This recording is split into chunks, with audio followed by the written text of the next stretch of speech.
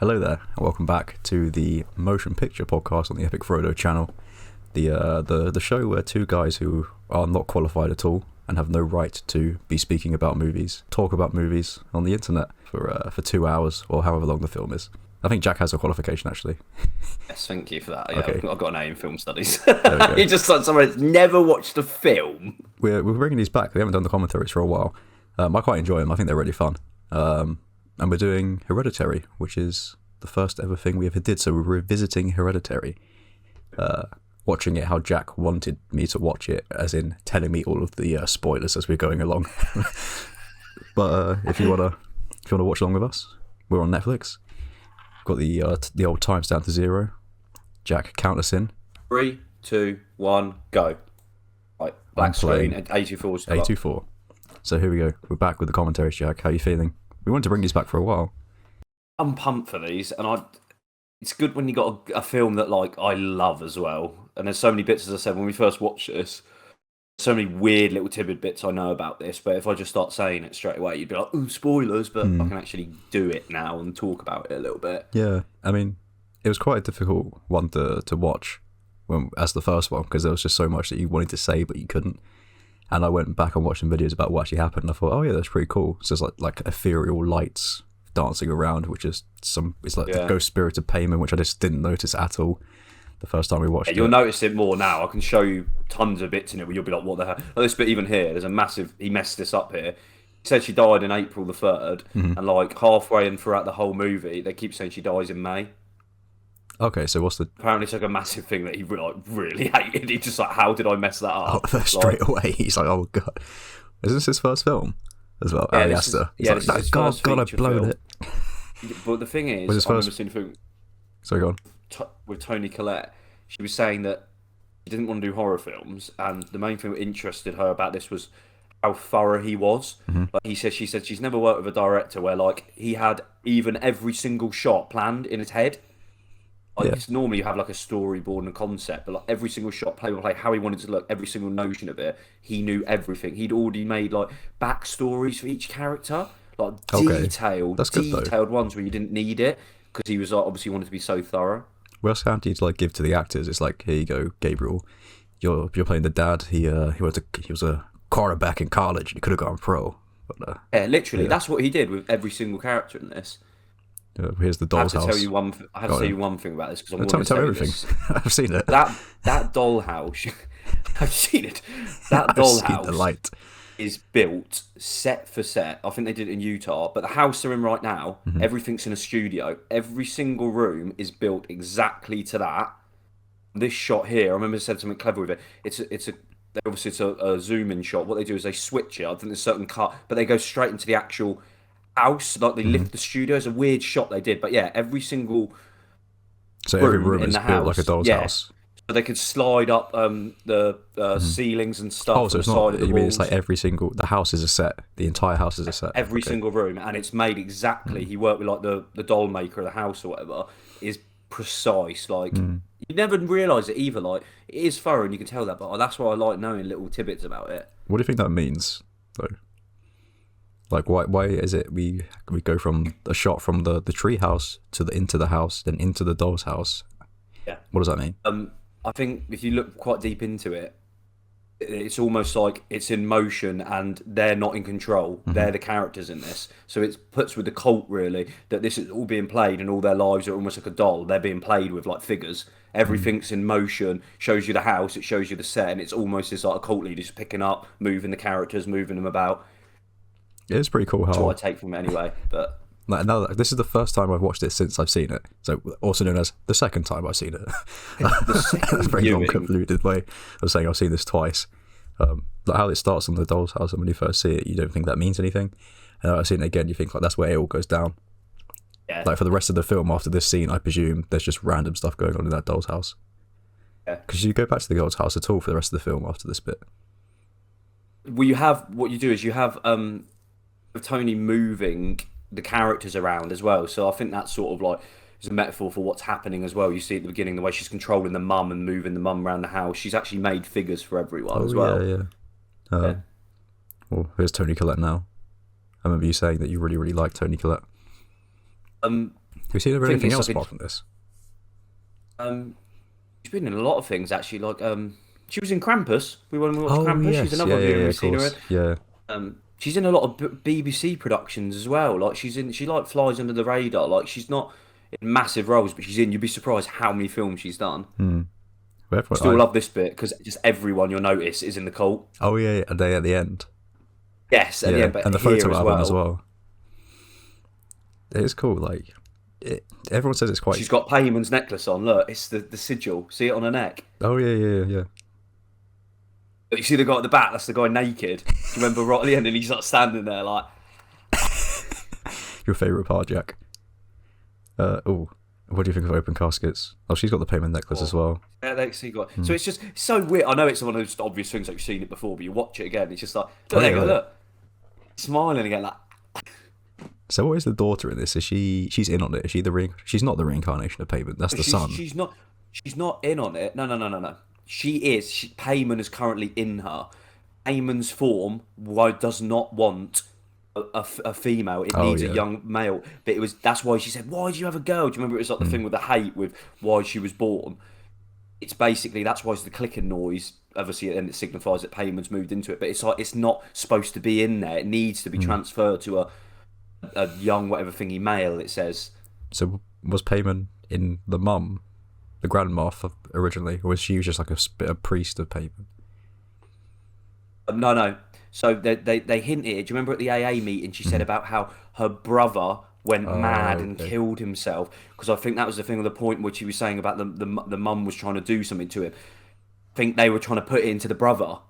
Then he managed to kill himself. So it just transferred over to her anyway, just to stay alive. Yeah. So then they had to do the process again. And then she had a daughter, who then had a son. So he's buying his time. He's waiting in the shadows. Yeah, but it should have been. It should have gone to This bit here, Zachary Wolf, which is really important. Okay, banging. You might have just missed it. You hear boom, boom, boom, boom up in the attic. Oh, do you? Oh, is that Yeah. So it's them. That's them doing the movements. Oh, that's so creepy. Stuff. Yeah, I know. That's a really little like tidbit. And just for knowing that for the rest of the movie, there's people in the attic. Oh, it's just so simple stuff like that. Like you would never see it on the first viewing either. Like you'd have to look into it. I feel like maybe we should have done this on my first viewing, so that way I can watch it again, know it all. But it doesn't matter. Well, this is the first ever video we did. So how does it feel revisiting it after a year and a half, pretty much? It's weird, isn't it? It's I like doing this as well. As I said, I like viewing things. Like I watch most films I really like. I'll watch them multiple times. I've seen this so many times now. But you pick up new stuff every single time. I'll watch it, but I'll also just be looking at see that little latch box on the side. And you'll notice little things. Well, like you said, everything's planned and detailed, so it all must mean something. He's probably involved in the art department, the set designers, the costume people. Oh yeah. Unlike that thing of George Lucas, where he just picks up like that mold, that video of the Dexter Jester, the guy in the diner, who's just looking at it like, yep, that'll do. And he gives him his little stamp. What I love about it so much is just everyone's so good in this as well. All of the cast as well. But I don't know how Toni Collette didn't get even nominated for anything. I think that's a general consensus how... I think she should have won Best Actress, but she didn't even get nominated for it. Yeah, no, I agree.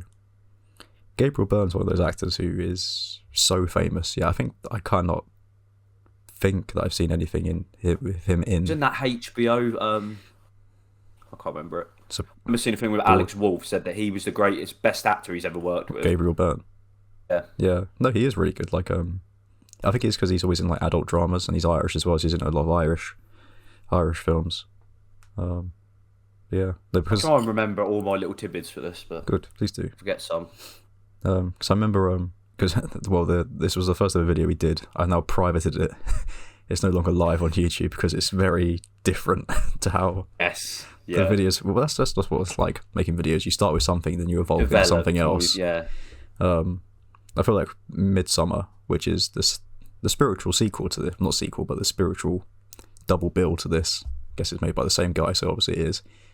That's when we started to really hit our stride, I think. So it's kind of ironic. I was 2 films. How I started it and then Kickstart was the catalyst into this. But yeah, like we'd just be making jokes the entire time we watched this film. It literally was. That's why I wanted to originally just like comedy satire videos, I guess, of films that aren't made to be taken seriously, but they were quite very random and weird compared to what we do now. So that's why I privated it, because it didn't really match the rest of the channel. But maybe one day, maybe one day we'll drop it. Yeah, we might release it. Drop it back. Special edition. Video. Release the Snyder cut of Hereditary. First time watching Hereditary on the Epic FRODO channel. Remember this bit? You hear what she said? She said about why it's like grandma wanted me to be a boy. And it's just like when you like this. When I first watched it as well, I did pay attention to the dialogue, but you can really just, it tells you the whole story in the first 10 minutes what's going to happen. Do you think that's clever though in a film? Do you like it when they do that? He does it. It complements the actual script because it's done in such a way where you watch it first time viewing, can't really pick up on anything malicious, but you know, like you've seen at the funeral and the way everyone's acting, the subtle hints stuff, you pick up on it after the second view, and obviously, so he does it so well that look, we watched it and you didn't pick up on any of it, did you? It's like was it in Midsummer? At the beginning of Midsummer, it's just that painting of this entire story. Just shows the whole story. Oh yeah, Satoni, there he is, the Italian man that we said in the video. We said it's an Italian guy. Satoni. I presume it means Satan. I saw a thing with Millie Shapiro and Alex Wolff. Went full method for this, so like they would only go by their full name, their characters' names, during filming. You see the light then as well. Was it the little orb? Demon's orb, hit the phone. Painting. But they went outside for lots of dinner, like sort of like hangouts, and she would not talk, and he would just try and make her talk, like how it is, you know, that distant relationship where she wouldn't speak in this. They made like that brotherly sisterly bond for ages and like made it really toxic, like, so everyone committed to their craft for this. It was funny because, is it Alex Wolff? Yeah. His brother is in one of the worst films I've ever seen, which is Death Note. Death Note. Oh yes, I've seen that. Yeah, is that the one with William Dafoe as well? Willem. The little like Grinch, is the little like hobgoblin. It's the one where you write a name in the book. It's after anime. Heard it's pretty good anime. Okay, so what's this she's picking up? What's that say? Notes on spiritualism. Let's turn to the camera so we can see. Please let us see, Tony. You saw this in the cinema? Yes, I saw this in the cinema and I sort of got it. I was more thinking it was. There you go. But so give me all the things I'll tell you. Please don't hate me. Our sacrifice will pale next to the rewards. See, like when you first, again, this is a perfect example. It's Christian. Like, remember with Gwen, like in the cinema afterwards, like she picked up on a lot more things than I did. My carer, yeah.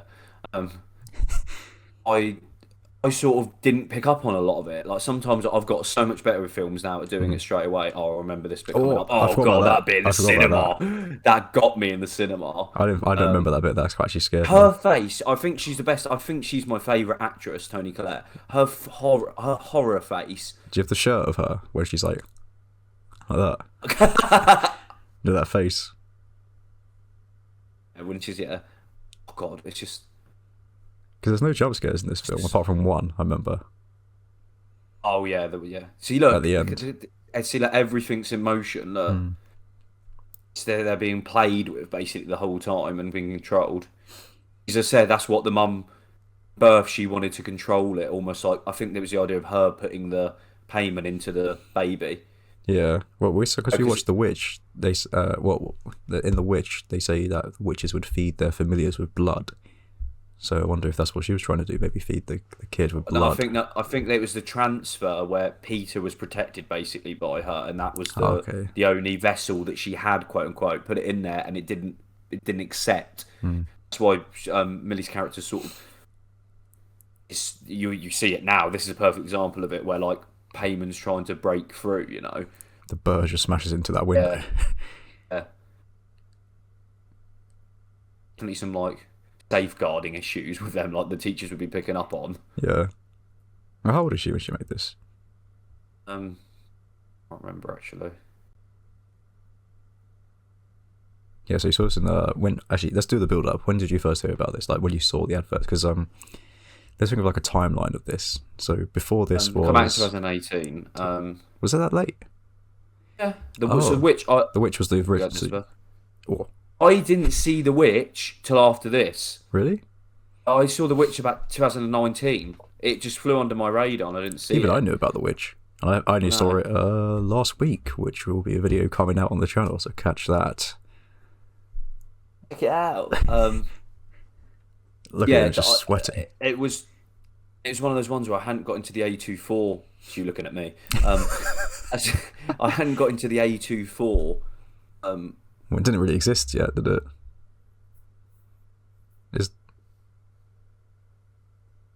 Is that a talk? Is that a message to the audience then? Like, you then ignoring the science? She said about escapism, and that's literally a literal scene that happens in 1978 Halloween. That whole bit happens. That scene basically in the film. Well, then she says like this was released. The 2018 Halloween trailer dropped.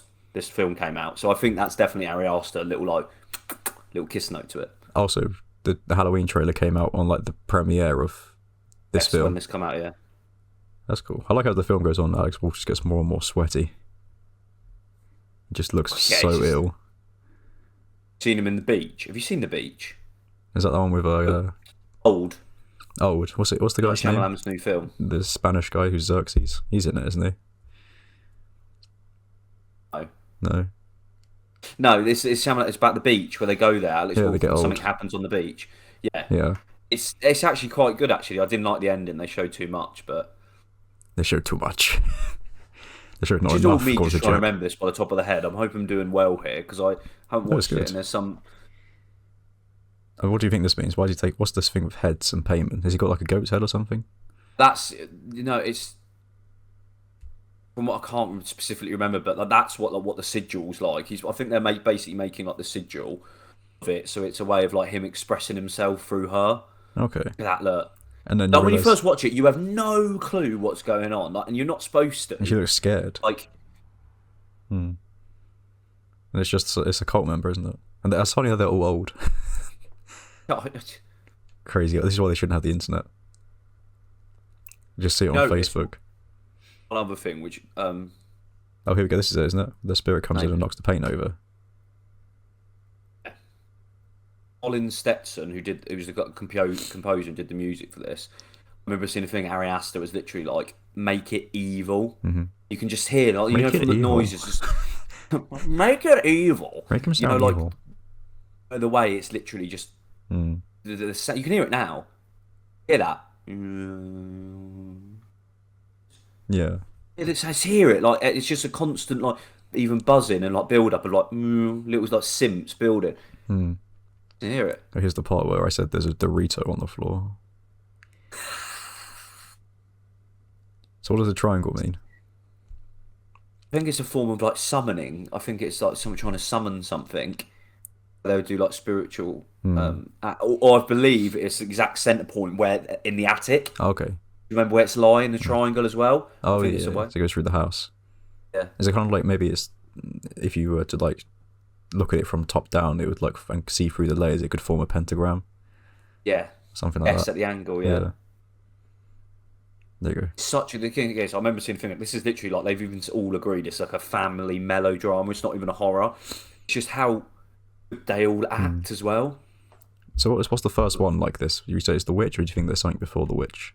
Because like The Conjuring is the James. I say James Wan stuff is totally different to this, but there's elements of it. Oh yeah. It's elements, but no.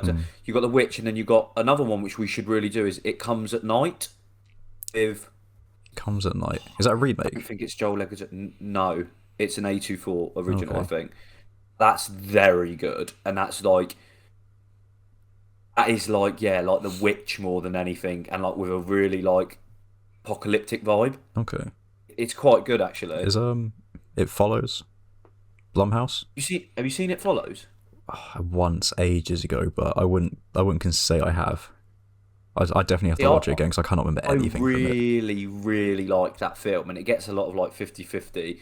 I think it's really good, and it's got like very good metaphors to it as well. But some of the shots in that are horrific. That opening bit, if you remember in the I chair when cannot she's in the remember wheelchair. anything from it. Okay, we need to do that. Okay. You need to do that film. It just reminds me of that story where it's like, would you take $1 billion, but it means there's a snail following you for the rest of your life, and if it touches you, you die. That's just. Yeah, what I've seen really cool like theories on YouTube, like how to beat it, like the way you move around or like build a castle a certain wall because it only just walks towards you. You Yeah. take a lot of metaphors for it about it being to do with sexual diseases and stuff as well. Like Any movie from the 80s, they're always like, is it about AIDS? And it's like, no, it's about a little league baseball team. Yeah. These are all cult members. They're all cult members. Yeah, this is the thing I saw about it. Like I've seen it from like YouTube videos talking because I know the guy there in the far right is the girl there. You see Tony's there to her. The guy next to her on the left, the girl next to it on the left. She's definitely a cult member. In green. And then yeah, Guy next to her is definitely in the cult. Look at that hair. then you've got Joan. Oh, yeah, Joan. I think Joan is the best character in this. Seriously, I love her. Bar with Tony Collette. Joan's the one far right, isn't she? The bag, the yellow bag. Yeah. This speech is probably the most important bit of the film, I think. It sets it up as, again, you take it literal, where like about mental health issues in her family, like everything's a lot of hereditary issues. Hey, Superman 3, Quest for Peace. Hey, you said the name of the thing that we're watching. It's a Family Guy. It's like, yeah. Hey, that's the name of the film. Trying to remember. I would like to listen to it, but unfortunately we can't, as it is a commentary, so Yeah. probably should have put the subtitles on. She basically goes on to detail about the mental health issues in her family, about the way her brother took her. Basically, I think there's a form of when it's like, she even just said, she said about her father died of starvation and then schizophrenia, and then he starved himself, and it was like it's like a family line, hereditary issues where people were starving themselves or killing themselves, and Is it to stop hanging payment? themselves. That's basically it. There you go. So literally left a suicide note saying that she was trying to put things inside of him. So it covers and masks it as mental health illnesses or schizophrenia. But it's so... When you first watch it as well, it just pushes you in the direction of, okay, I don't think it's a cult, but it's obviously a lot of issues going on in the family and things, but it literally is, throughout the family line, they are trying to plant Payman. One of the demons of hell into someone. Is he a Babylonian demon or something? Or I think so, yeah, because there's a book of Babylonia or something, isn't it? In the box towards the end, I think. I think my favourite part of the film is when she's looking for the photo album. It's just like that picture of her, just like, and she's getting like gold showered on her. Busta Rhymes song, I'm getting Arab money, that one. Babylonian jewels, little like goodies. I'm trying to think of the money word that starts with B. Babylonian bling. It's It's name of my mixtape. It's such a good film. Like the scenes like this are perfect as well. We're sitting in the cinema watching it, just so it brings you in. Like, look at them. You feel like all the people there as well. Yeah, well, it's kind of like it's shot from the angle of someone. It's shot from the empty chair angle that we saw in the reverse shot. Yeah. I wonder what that means, the empty chair. Does everything mean something? With Ari Aster. Oh, yeah. The first thing I saw of Ari Aster was the Johnsons. Was it we need to talk about the Johnsons, or there's something strange with the... Oh, yeah. About the son and father. You seen that? Yeah, I watched that ages ago. I saw it. I haven't seen that. Haven't you? Oh, is it good? It's weird. Weird. Yeah, I would expect that. It's Ari Aster. Do you know what it's about at all? No. Oh, it might be worth doing, because it's only like 20 minutes. There's like a short little video. That'd be good. I'm trying to like watch things here. Look at the books. Economics and... See, I tried to pick up, because I always try and do this, because everything's placed for a reason, especially in his films. Do you think the treehouse was designed to be by his window so they can always keep an eye on him? Yeah, because as I said, we see towards the end, don't we? We see the breath. They're basically like, they're constantly watching, and they're literally up in the attic as well. Oh. Saw some theories about as well. Yeah. I just saw that. There's the breath. There it is. See, that. Like, you wouldn't see it. See, see. Oh, that's good. That's a model. Yeah, exactly. So yeah, they mix and establish shots like that. See, I saw a theory about at the party. You think you see towards the end there's one of the girls there. So literally Oh. everything's been established. Everything is in motion. Everything in this whole film. So it's a good question of not free will. It's more about that evil is all around, and there's no good in the world. That seems to be a thing with Ari Aster's films. Take so many connotations in this film and interpret it in so many different ways. As I said, you can. Oh, there you go. There's a light. There's that little UAV How did I not going notice off. that when I watched it the first You time? didn't. I remember that as well. When you first watched it, I didn't. I wasn't saying anything. I remember. I wanted you to experience it. I must have seen that though, but I think I just Yeah, thought it was her just shining it. So I need to remember when watching this, she knows that Payman exists and she is Payman. But does she know she's going to die, doesn't she?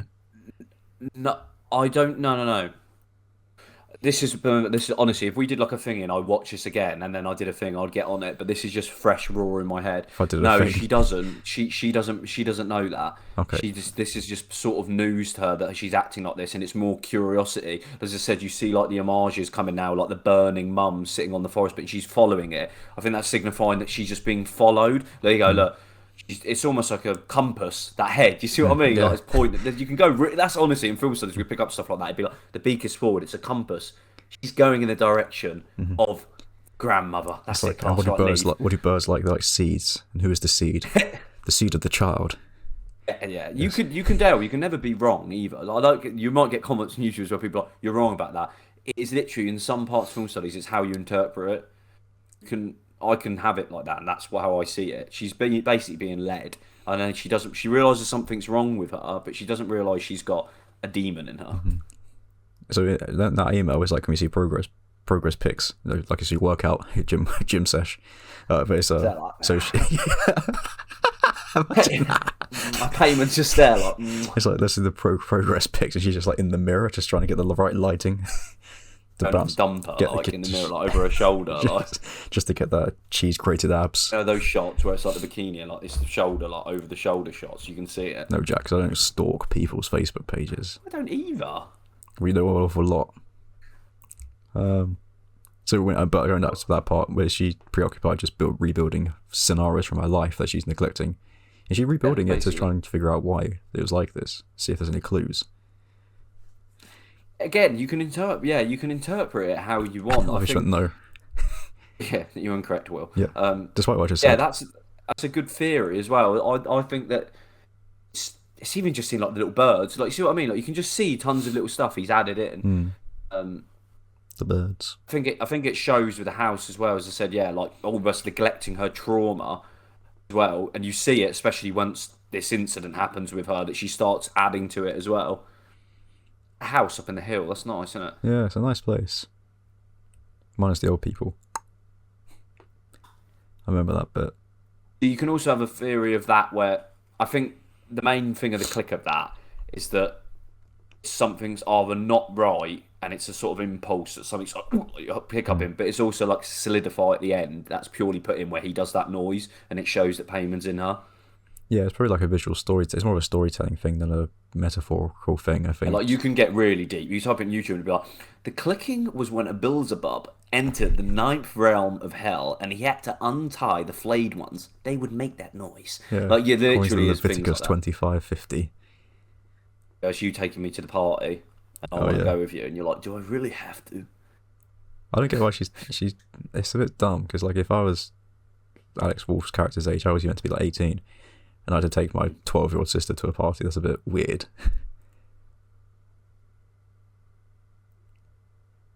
I mean, Where she was like, "You're gonna be drinking?" She's like, "That's a load of crap." Like, it literally is like so accurate, like how they'd act.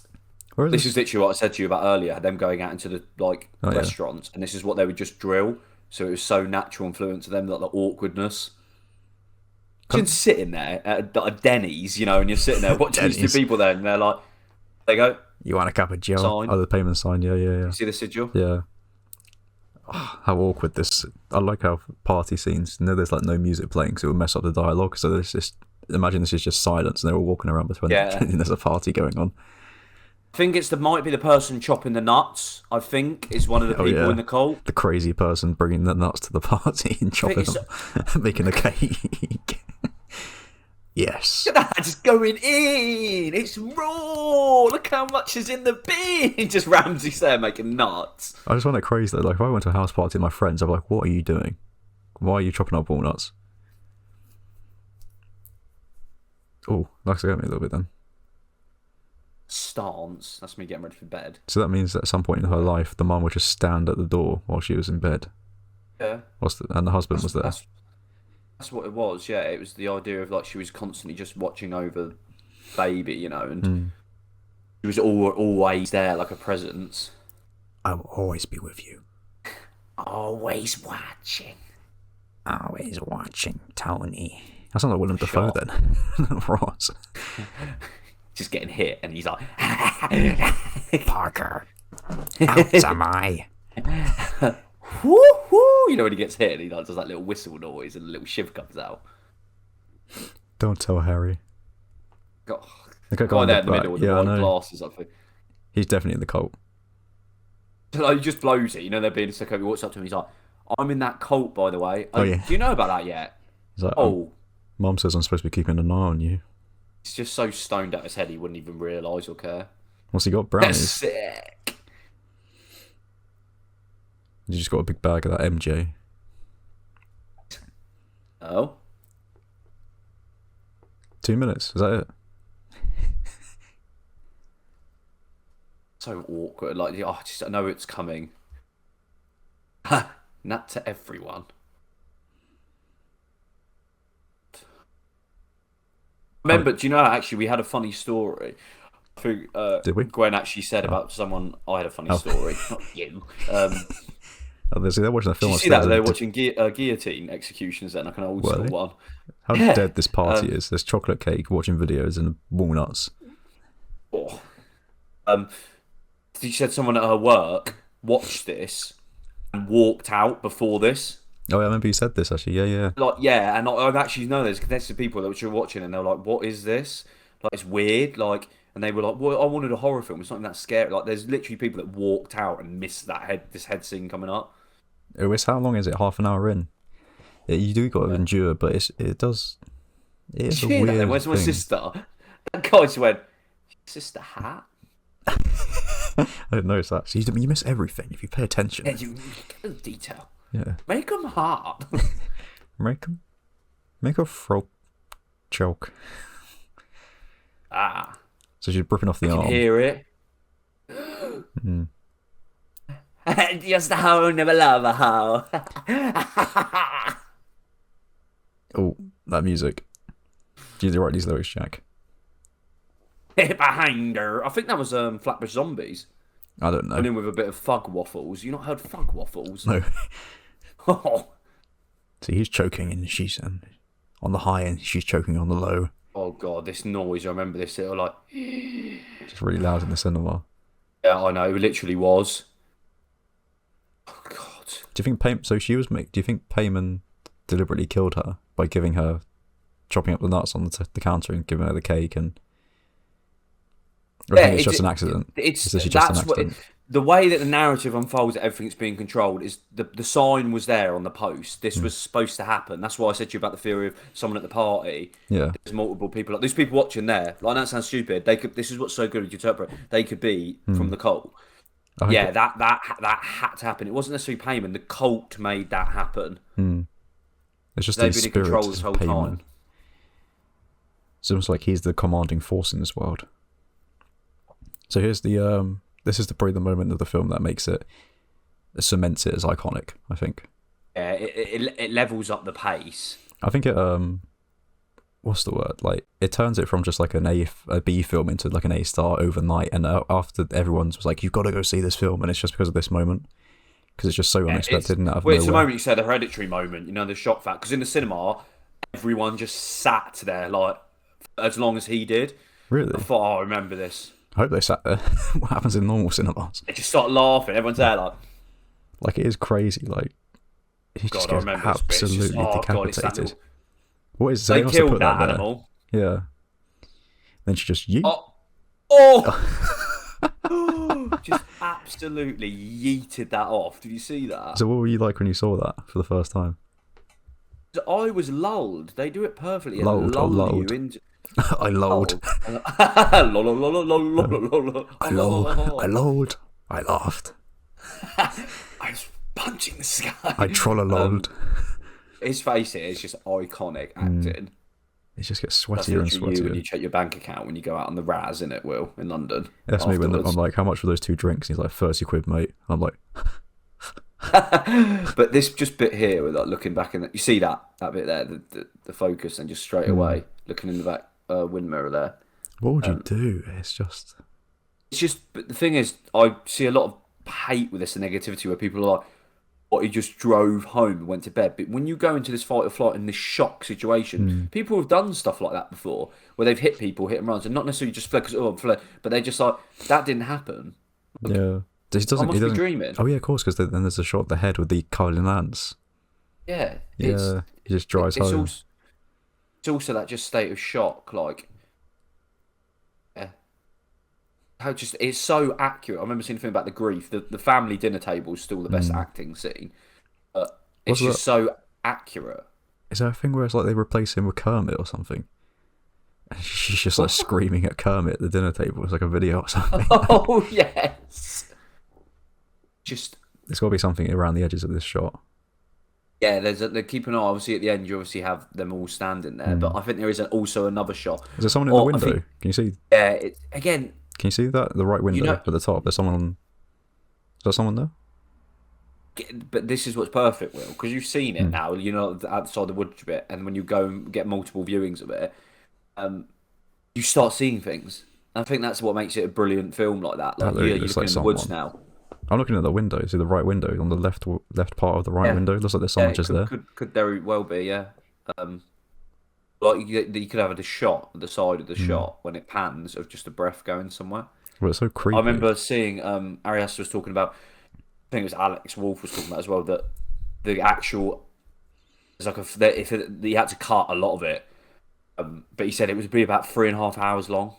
I mean, like Midsummer, you know, they said it was a lot of family dialogue, but it's so important that as well. They obviously would have cut some important bits out because you have to do that. They did it with Midsummer as well. Well, the cool thing about this, did a really important bit in Midsummer. You know the bit when is it when they go to drown the boy?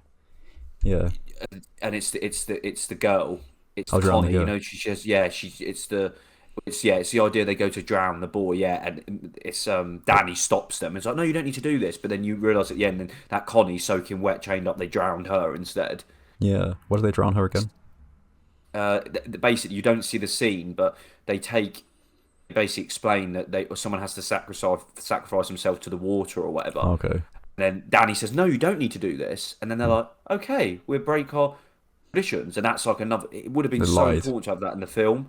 Because it's like it's now setting up that Danny's in control and she's starting to have some influence on the family. There's Florence Pugh just like this throughout that whole film. That's the end. This bit here is, I remember this and her. Oh, they find the body in the car. Wrenching cry and went at the funeral when she's rocking, going ah. Yeah. It's that thing of like that is most accurate noise. Like you can't even do that. Noise. Yeah, it's real, and that is that there. That's scream. Just a few. That's the realization. Look at his face. Honestly, I forget how amazing this film is. Well, the good thing about it is he's just like, the best way to look great on camera is just to do nothing. Oh, look at that. You leave a chocky bar out on the counter for too long. That's like just like 12 hours. That's just that there, look. What would you do in that moment? Like, imagine being Gabriel Byrne. Like, you can't be sad because you've got to look after your wife at the same time. Again, it's the film is it happens a lot. People have stuff like that with kids dies or family members die like that. It's just like I thought it was paparazzi there. It's the thunder and lightning. Oh, gee, I just need to die. Like, so accurate. Like, yeah, you just have to. I don't know. It's just. Hopefully, we'll never find out. Fingers crossed, listener. Look at that stance from standing there. I just remember the really horrible scene when she's Oh yeah. Just cutting her head off with piano wire. Yeah, that music as well. Like, I told you, it's just a thing of dread. Wasn't this in the trailer? This bit, there was no coffin though. Yeah. It was just the camera pounding down. Yes. And then it went into Hereditary in like the dirt or something. Or it said A24 in the dirt. I think that guy on the back left, you see him, he looks like he's smiling with his fingers into right next to Peter. I think he's part of the cult as well. Yeah, and then it goes A24. Yeah. See, that kind of reminded me of there's something about the whatevers. I can't remember what it's called, the Johnsons. It's like that kind of colour palette. Yeah. It's yellow for melancholy.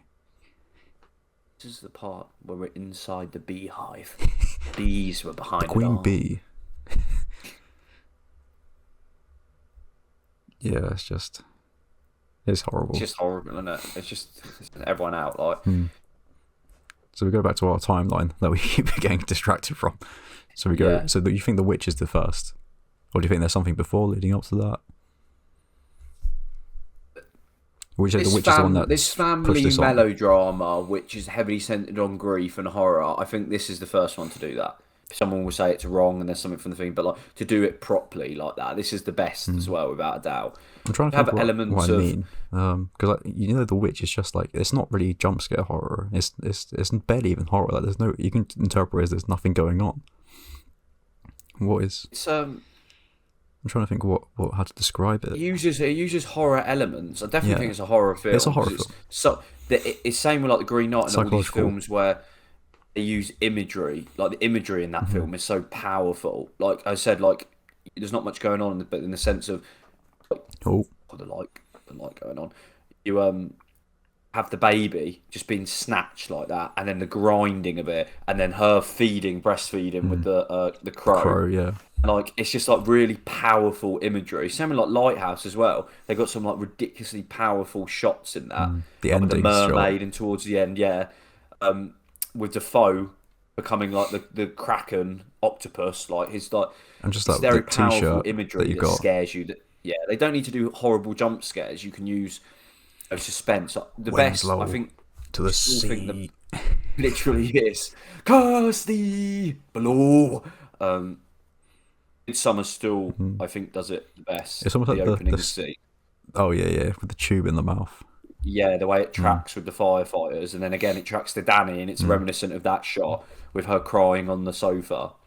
Oh, so you do go back into the treehouse then? I thought you never see the treehouse again till the end. That's where she used to stay as well. Nice and toasty in there, probably. It would probably be nice like that. Oh, it could probably catch fire because it's made of wood. Quite easily, yeah. And the beats that you drop in there are pure fire. These films are so important because I was going to say I like horror. You see behind me that I like horror. There's this Count Dracula costume on the. That was my first trick or treat outfit, like one of the first ones. Count Dracula. It's again, look, we got like Chucky behind me in that and Freddy Krueger. It's a different type. So well shot. It's a different type of horror. That's how I look on a Saturday morning after a night out. This is now elevated. Yeah, like we always say that goes through like different. It's almost like every decade has got its own thing. I saw a thing with this. Again, these are like massive theories. You see the guy on the far left with the ponytail bun? He's in it, yeah. He's in the cult. Definitely in the cult. So what a lot of theories of this is, he's just given him some weed to smoke. He's put that spice that's in it towards the end when they go check the box that weakens your system. So it's more chance now they're setting up the possession. I think that's in possession's about you being in the weakest moment and being then consumed by it. Like in The Conjuring. Yes. Kind of looks a bit like me, actually, Alex Wolff. The way you just said that, then you were like, say it. Say it. Say it for my ego or I'll punch the walls. Compliment me. So, again, it disguises it so well because you'd never be able to react. Well, you just think he's having you're like, oh my god, Payman's doing it, but it's also like, oh my god, having a panic stop. attack. He's having a panic attack, like his first time smoking weed after this tragic event, and then him crying, like condoning, like so. It's so interlinked and disguises it so well. The possession and everything breaking down and happening. Do you think that's the moment Payman enters him? No, not remotely. Is that That's the part. Yeah. Yeah. That's no, the ending is that when he gets in him is when he kills himself, when he jumps out the window and like quote unquote dies. That's when he's completely weak and his whole family are dead, everything's gone, and he just jumps out the window. I forgot about that bit. Everything is building up now. This is the slow momentum of him shifting and him being weak. I think it is. They've put this like little spice thing into him that will react to the ritual. So now he's starting to get weakened. Like his family, his life at home is weakening him as well. She can't be around him. Do you believe in that kind of stuff with possessions and things? That's how it happens. It always happens to the people where like families either like disowned them or they've got massive grief and they're lost, and that's when it gets inside you. And how deep the shot there is just so off. disturbing. The way she was sitting in the car like that as well, just waiting for him to leave. And then it goes to Joni. Good old Joan. I think it's Anne Dowd, I think plays Joan. She's in *Handmaid's Tale* as well, but she's really good. But she's so crucial in this film now. When it steps up and she comes in now, it elevates the film so much more. This little bit here, it just jumps on the windshield. Just like runs out. And she just pulls out a mag, and just like like police cam footage. You see the foot, and then like putting rounds down by the front cover. She just jumped on the windshield, just like. Just jumped on. And she's like, like just ripped through. It's like pavement. Wait. So I find it hard to believe that Toni Collette did not know the entire time that there was something wrong with her mum.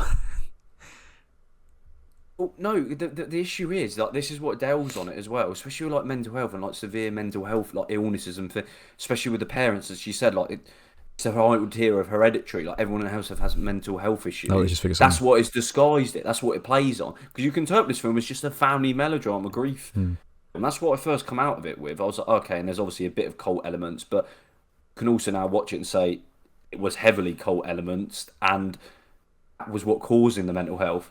Yeah. Not just they had mental health, that's what was causing it. It was just the normalness of her life. That was normal.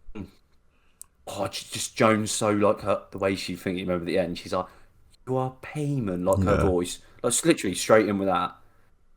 It's just instantly to relate. Here's my number. You hear that again, same. She said her son died, so she probably tried to use payment. Just made that up. Or that, see? This was what my film study teacher would be like, you're right, and do you know what, you're right, and then someone would literally just be like, say something stupid like where, well, he was the grandfather of Hitler and he had like a U-boat, and they'd be like, do you know what? That links up. That's right as well, because you think it is. Yeah.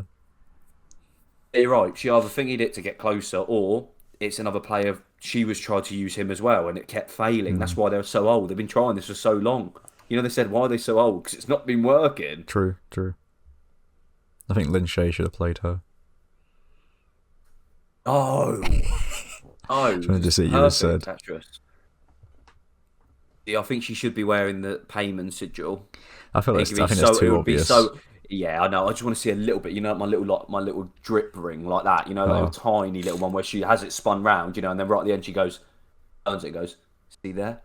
She puts on a crown. A crown for a king. Crown for a king. No, she is good. Look at that face. She is good. Yeah, she's brilliant. And there's some other little bits. I think I spoke about it when we first watched it, but there's a lot of little clues in it with Joan. Yeah, because Joan wasn't someone that I just thought she was a nice old lady when I first watched it. See some Gabriel Byrne. See some good bits a little bit later. Gabriel Byrne gets the wrong end of the stick in this film. He really has a hard time.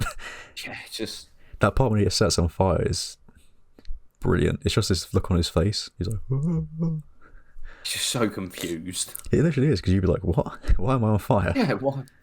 You're lit, and he's there like, yeah. You're like, oh, seriously, this is why it winds me up with the Academy Awards. They don't do it by acting. They don't like horror. You got to be in a drama. Yeah, it's just even her eyes. Then, like, just try and do it now, Will. Look, I'm going to touch your shoulder. Yeah, look, it's on it.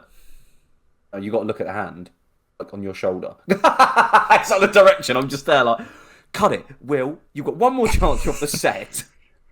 The way her eyes naturally went up, you know, like the way it like realised that a presence was there. Like the way she's standing. Yeah, I think she's cold. That's why. Because there's a spirit in the house.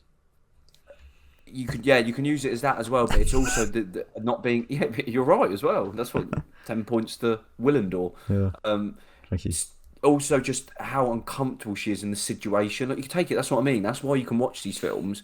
That's why there's a subject which is film studies, to be honest, because like, you can study films and you can just never stop. Yeah. Yeah. No, I agree. Agree. The red light. Moly. What's that on your face? It's like, Austin, behave. Oh, Austin Powers. So rude. Mole. He's got a Marshall amp. He's got a rocker. Oh, that's good. I thought it was someone. I thought it was the girl. That's meant to look like her, isn't it? It was deliberate. Yeah. There's a bit later on, isn't it, when she's just actually standing in the corner of the room and then the ball falls, doesn't it, and comes towards her. Well, that post. This is the self-help thing, isn't it? Open seance. See, so they obviously put that there. Shot there, how quick? Yeah, but you like never would think it. You know, like in the first one. Do you see what I mean? Like the way it just quickly, then that was put there so subtly. Just putting Satoni on the wall. Everything's got to be detailed. Mm-hmm. Actually, like got those glasses. Do you know that for my painting, my Warhammer guys? I literally do that, and I literally do that with my lens, and my eyes go like that. Here we go. So I know this part coming up. Yep. Little ball comes back through. I used to just watch it. That you'll see. I missed it then. I didn't see it, but I know there's like a slight. It's fault, yeah. Now it gets her to look at the thing. It's so cool, so clever. Like, you just don't notice it, do you? Yeah, it's. But then if you watch it, if you actually, because in the cinema you wouldn't be paying attention to the paint, but if you watch the paint, she doesn't touch it. There's an actual error what he did there. So when Joan gave him the note, because I looked up, I know so much little weird stuff about this. Joan folded it into like 4 little pieces. Mm-hmm. Gave it to her. If you looked at it, then it hadn't been folded whatsoever. It was just creased piece of paper. So literally, there's another little things where he's just like, "How did I miss that? How did I miss that?" He's just like glass in his hands. He just like start again. From the beginning. Don't delete it. Do it again. Erase it. Bill O'Reilly. We'll do it live. I can imagine Ari has to just, yeah. You see it, don't you? I think it's later on and before. There's cameras up right above the door. I think. Oh, you see the cameras. Yeah, so they're watching constantly. Oh, I thought you meant they left Ariesta left the camera in the shot or something. It's just he's standing there like that with like a corn dog eating it from the side. Like, how did I miss that? There's cameras. I don't know if there's a shot later on where I think it actually just shows it, but I think there's a camera right above the door. You see? Oh, just like that. Isn't that funny? Yeah, it is. Oh, just straight into the crying instant. Did you say you could smell there's something wrong? Yeah. Again, you could take that for just the thing like they're putting salt and these weird like things around the house, maybe to prepare for the ritual. Definitely right with the coldness, what you said earlier. That's a good spot, that is, because that's something which is quite common with possessions and like entities. Something festering. Do you believe in possession? Ed and Louise Warren here. Is the house cold? Like, Ed, give me a second. I'm about to channel, and she's like,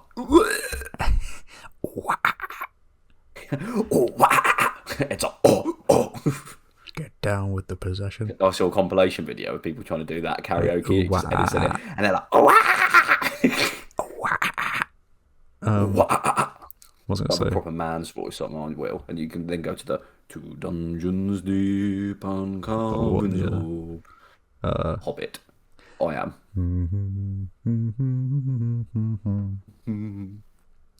Oh, she got that little. Oh, look, so look, you see that little thing? Yeah, I did. Yeah. Did you get that? Do I get it? I don't buy it. What? It's like a little possession leaf. Yeah, that's the stuff that the guy put in Peter's thing, and that she had, because right at the end you see the little spices thing. So she's put it in her as well. What do it taste like? We should get some. She's get possessed as well. It's just stuff like that. When you watch it like that, you are just like, when you watch Ari Aster films and you get to know these directors, every shot means something. If he shows you a little bit of grits, or like you've got a little bit of like floss and you've got some sweet corn stuck in your teeth, it's like that bit of sweet corn's going to kill someone later on. They're going to slip on it. The floss signifies her flossing her head off. She's just actually just there flossing, like dancing, and he's like, "Oh, you see that? Happy flossing." Roly, roly, roly on my Rolex. We should try and find the supplier of that possession drink. See if we can give it to you and see what happens. He was like, Godfrey Parks. Prime. And he wishes to be left alone. Yeah, that's what the Prime KSI drink is. It's a possession thing for the... You just sip it. You sip as soon as you sip it, you do that and you go, look. Lamborghini. See me in my Lamborghini. That comes on in the club when I go out. I'll be there like... If a Coupe de la Maison comes on, I'm gonna go in. I'll be walk up down the line. I'll get chinned 20 times. I'll be like, Kimbembe, Kimbe, another Paul Pogba. I don't think that song will come up during this recording.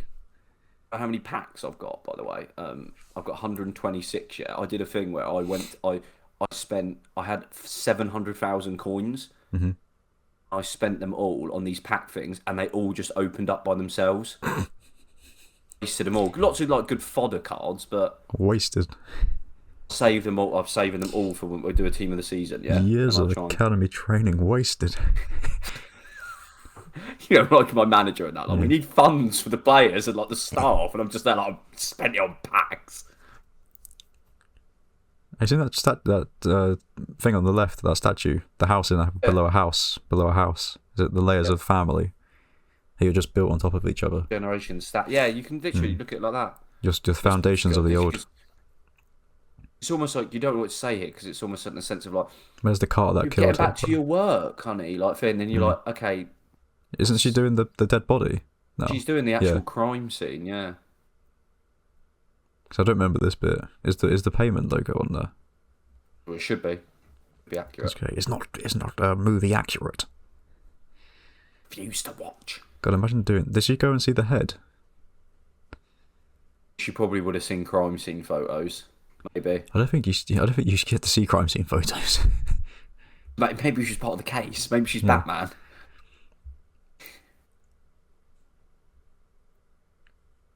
Yeah, it's so weird. It's a neutral view. Imagine being him though. Like, he really does get a hard time. He can't say anything. He can't do anything. You don't know what to do in that situation. I don't think you know until that ever happened to you. Like, Gabriel Baron. Here we go. This is it. Is this it? How you eat your protein when off to the gym because you're like carnivore and you're just in an animalistic way. You're like that. Like, give me some slop. I had nothing but Maggie bread. Bread for free stinking days. Yeah. What about their legs? What about their legs? They don't eat those. You look fresh. Oh, let's have a suck. I think that was a slip by Jack. I don't think he meant to say that. That was a Freudian slip. It was. That was a what was his name? What's his name? That was a Sharku slip. Sharku slip. That's what we in the biz like to call a shagraz. Not dead, only sleeping. Not. She stuck him. I'm gonna gut you. I'm gonna stick you. Which one's Shark? No, I was about to say which one's Shark T, but that's a Jedi from Star Wars. Shagrat is the one which is got the little whip and he's a little orc, and then he's like, come on then. And then wait, no, I got that wrong. Shagrat is the big Uruk, is it? The Black Mordor, yeah, and then Gorbag is his name. Gorbag. Mago tried to knife me. Mago tried to stick me.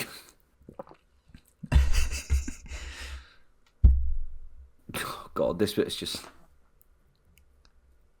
I did see a thing about this where on YouTube I saw lots of comments because I watched this really popular scene. People that have it's literally not this situation with a cult, but like lost families like that, and where it's not necessarily been anyone's fault, but like they think it has. Like, this is like what it's like, the way like you're meeting each other and like you can't get the aggression out. Don't you swear at me. Proceeds to swear. I am your mother. I am your mother. Mother, careful. Settle down, mother. It's an Optimus Prime, I did it. I think I told you about George thing. George Takei. Oh my. Oh my. Mother's favourite dish is chicken tikka masala. A roast. That's probably my best impression, the George Takei, oh my. Have you heard that? It's like, oh my. On the Howard Stern. Oh. Just this is a great scene. I think we should, yeah.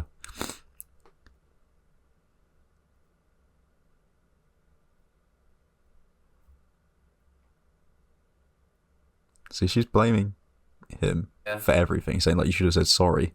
He's like, no, it would have been okay if he said sorry. He's like, well, it wouldn't have been, would it?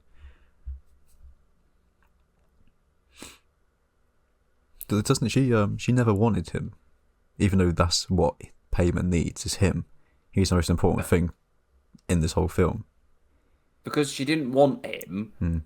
The mum was forcing it because they needed a male. She didn't. That's the point. Needed a male. Come on, William. I've trained you better. Must perform. Not bust. Roll faster. Faster. It is crazy, this part. Like, this bit's just like the retaliation where she goes, "No, you." That thing, it just turns around. Reverse you see card. that when it's like no, the ultimate comeback. You just go, "No, you." No, you. Imagine it's dubbed over. Yeah, this is the no you. She didn't want to go to the party. But this is what I said about in the YouTube, though, that this is the way that you tit for tat at people with like huge things like this, where you're like, you can't deflect and you're like, there's no resolve. A face. That's the... Come on, Gabriel. Your protein in that's chicken wasted. See, it's just like such a tiny... They're so tiny in that house, aren't they? When you look at it like that. And it's this shot is like the opening, the way it's panned like that, where it's the dollhouse, and they're literally like that. Joanne's like, "I'm here for payment." Picks them up and is moving the chess pieces. That's what it means. They're not being controlled literally, but it's to show that they're just a plaything. Yeah. A child's plaything.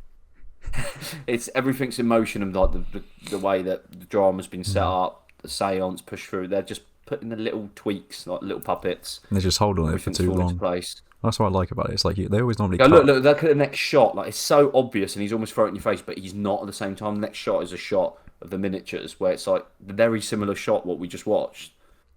How do you make those? They're pretty cool. That's what I think he obviously had like a really detailed sculptor work with him. Keep working. This is a bit. I think I mentioned this during our first recording. Spot a lot of things here. This is the first shot that's like not daytime drip, for a while. That drips on point. You'll see. Is it? Is it? Okay. What am I looking out for then? You can tell me then. You can tell me now. Shown. Oh, isn't she like taking things out and putting them back in or something? Just waiting for her. So what you'll see in the background here. Pan in a little bit. You'll come. But basically, she's got the chalkboard for the seance, and there's a thing where you see like magnets. Oh, that's it's not even like fully fed yet, but she's got the seance equipment there. Just making it up. Where's this filmed anyway? Because this is amazing. Utah. Oh, okay. Utah. Yeah, that's what I said. He wanted it because I remember seeing a thing. He was like, "It's so beautiful, but yet so terrifying." Like, the night thing. He's like, "It's beautiful." So I remember when we did the first recording, I was like, "Oh, there's 7 planks of wood there that signify the 7 horsemen of the apocalypse." Yes. I think it is. You see it here now, a bit more detailed. You see it in the back, but now. I think you see it. That's what I saw a thing of it. You see a magnet thing. So we've got ourselves chalkboards. Yeah. There's something. I remember seeing a pause bit. There's something there. It signifies it's fake as well. For a split second. Do you believe in possessions? Or do you believe they're all fake? It's one of those ones where I think you have to. Just. You can't. No, I don't, because I've never experienced. But if you even experience it, and it's a level of not just hearing a noise, when people are so adamant. Yeah, that's the thing about ghosts. Like, you're either like no or you're yes, adamant. There's no in the middle. It's not like maybe, because I don't believe that. Because proper talk about it and get into it, you're like, nah, I don't think so. Or you're like, yes, I think there is. And the people that are so adamant, they honestly believe wonder a little bit. Yeah. Yeah. And it's a lot of people as well. It's strange. Just such good acting by Joan here. because she's got to act the cult woman. Is she the cult leader, Joan? She is now, yeah. Because that's what the mum was. It's almost sick in a way, though, isn't it? Like the way they're being pawned and like used like chess pieces. Yeah, well, it's just because they look like innocent old people, and then they're just like the devil's minions. I'm just picking up a Nintendo Switch. It's like, come over, plug it up. Let's play, Mario Kart. Luigi's Mansion. Luigi's Mansion. Oh. Yeah, it reminded me of that shot. It's all thing Midsummer. In the toilet when she lights up the match and the mirror, like. What do you prefer, Midsummer or this? Or is there a third Ari Aster film yet? Or is it only those two? Yeah, he's got those two. He's got one with Joaquin Phoenix coming up. Something I can't remember what it is. That looks really good. Okay.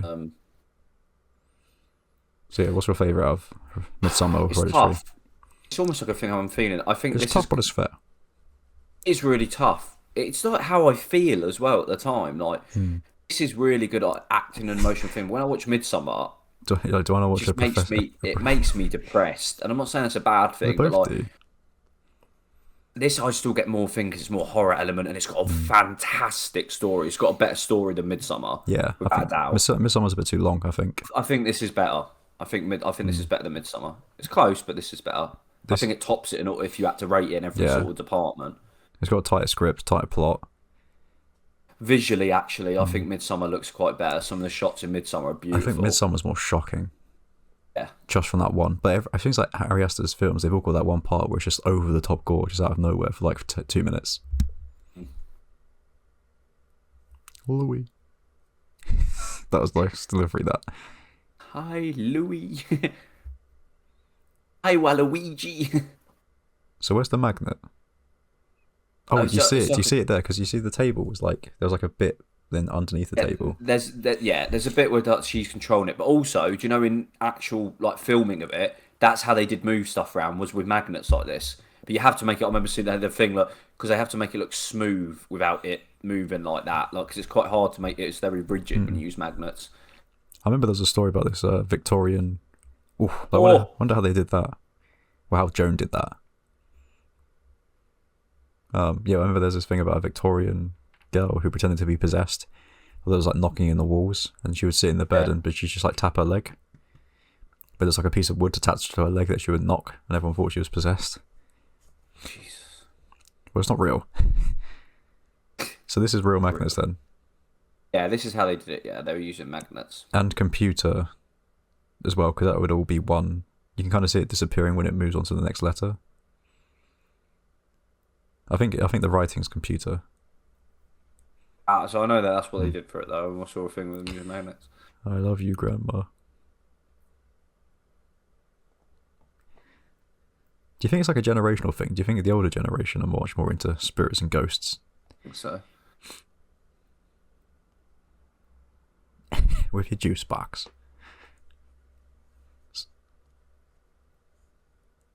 It is. I think it's because like not just like for a possession standpoint, but when you're a mum that loses a child, that is when you're at your most vulnerable as well. And you're just looking for anything to bring you peace. Yeah.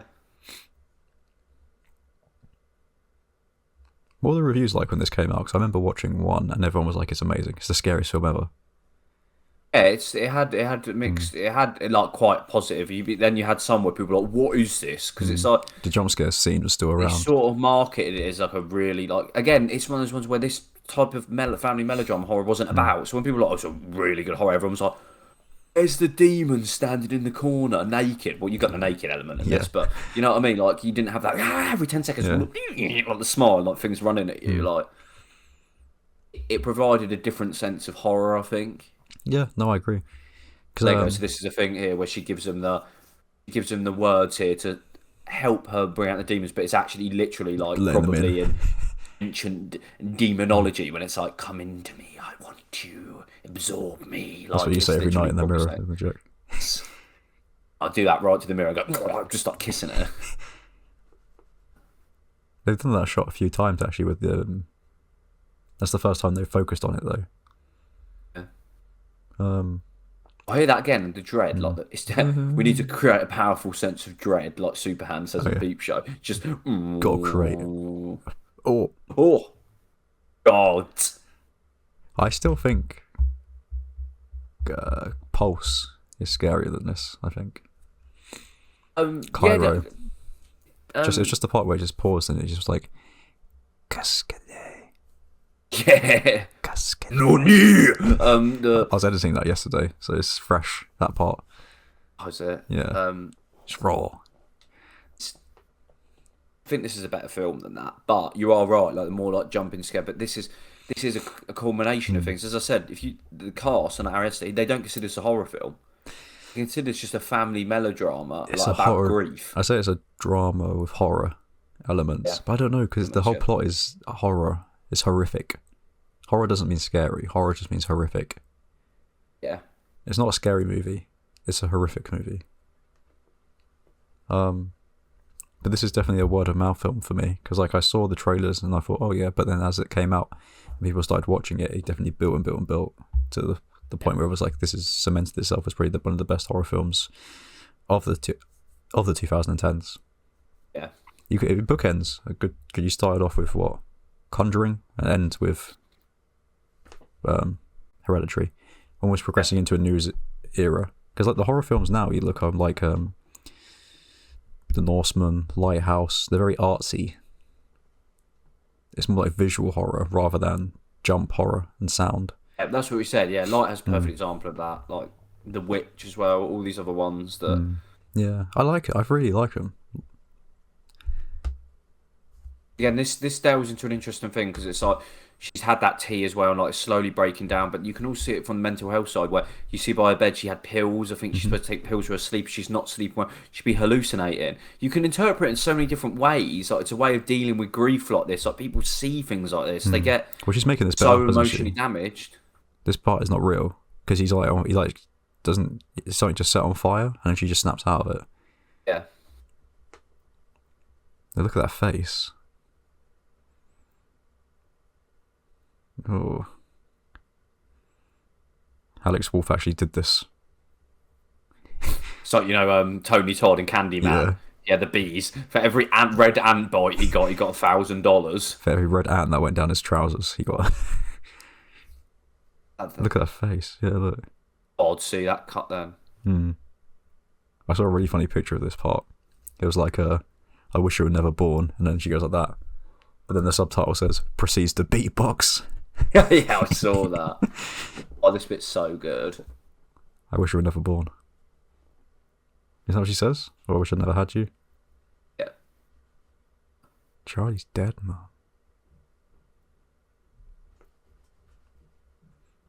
So look at see the body language just instantly drop then. It's that payment taking over. Proceeds to beatbox. Just it's such good acting. How did she not get an Oscar for this? So she didn't want him because of the family history. Pressured him. Yeah, no, she pressured him.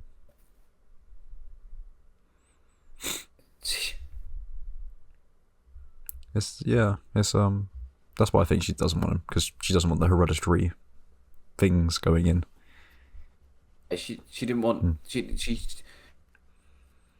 basically didn't clock on with the idea of like it being possession, but yeah, like everyone in the family died like through some certain way. She didn't want him. She was pressured. Look at that. Is this gasoline, isn't it? Yeah. It goes crazy. See, it's a dream. It's a dream in a dream. It literally is. So we have to go deeper. Look at a little face in the top right hand corner there. Look a little muppet, little white carriage, just little things in there like. Just like, we're seeing things now. It is like, but that's what this does to you. Was she doing the Jesus. Yeah, that looks like a comedy film. That's me waking you up to edit. Oh, that's sick. It's okay.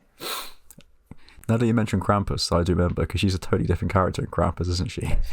She's actually really nice. She said she doesn't do horror films, and she never has, because she saw this as a family melodrama. She saw Krampus as black comedies. She sees them as not like. Wasn't she in the shot scene just before? Wasn't she in the bathroom, kind of summoning? What's the daughter's name again? Charlie. Something in Charlie. Charlie bit a. I think we made that joke last time. Just the shots are so good in this. So you think that is the foundations are the same? You're just rebuilding on them, making it newer and newer, but ultimately it's still the same Hereditary house. Yeah, it's moving through. Look, there you go, and there's the current one. That's like Walter White's house from Breaking Bad. It truly is. There's just a pizza on the seat on the roof. An Italian sniper. Wow, this bit. I remember this bit. It's just so disturbing. It doesn't work, does it? Because it's fake news. She starts talking through her. It's freezing. You see, that's the notice point there. Then let's heat you up, as I don't know, Hellraiser would say. Let's heat you up. Can't remember specifically. I used to know lots more about. I think I've done all right so far with some tidbits. We've been recording for an hour and 15, and we haven't stopped talking. Yeah, like little notes. There's an important bit. People probably fill me in this. The way that sequencing happens here, and the way things are said, and then he says it about why he burns in the fire. Do you remember that? When she throws it in. Oh, she throws it in, and she starts throwing it in, and then he does, and then when she throws it in, you'd expect her to, but then he burns. There's something. I can't remember. Yeah. I'm going to hold my hands up here. Lock me up. There's something which happens with this sequencing, with the way they say it, that causes that to happen without her realising. It's like she bounds him to the book. Okay. So his soul's like in the book, kind of. Yeah, I honestly can't remember. That's why, because that's one of the biggest questions. They're like, why did he set alight? I think it's something to do with that, or the way that she's already ingested that thing and that he hasn't yet. It's something weird like that. Also, here that we need to put all our energies together, so maybe only he does it. Maybe he only. Maybe he only means it. Wind me up. Someone in the comments thinking this when they watch it, because they know what it is. I mean, if they're watching it at an hour and 20 minutes, fair play to them. If you're MVPs. Actually, let's do a little thing. If you're watching an hour and 20 minutes in, just comment the number 1 underneath. We'll give it a little heart. Sharkabra. With that Steven Berg line. Okay, so let's see why this happens. It's something like that, yeah. Just how creepy that is. Would you do one of these? Oh wait! Oh god! I remember something else with this, which is really disturbing. I can't. Oh god! It's something to do with the voice, the way she's talking through her. Something to do with the way it's not Charlie. It's something weird, like it's Payman mimicking it. I can't remember what it is. It's something really interesting. I might have a look at it after this. A lot of it is very relevant to well, his hands bottom touching the glass. Is that something? It's something like that. But wait, I think it's the bit. Sorry, when she's doing this now, and she starts going, "Mum," and it's the voice different. They break the bond, and then see like the flex, and you see something happening. Can you feel the air? Something happens, and it breaks something with it, and I can't remember. You just gave up halfway through. You're like, I can't remember. So why is it working now? Is it because she's got the payment powers, whereas Joan didn't? Can't remember what it is. We're in like the full-fledged part now, where there's like it can possess basically now. Okay. They've got that stuff in them, and they're all weakened. They say the words to summon him into him and accept it. Well, he's breaking the circle. Yeah, that's basically something which happens. It's something.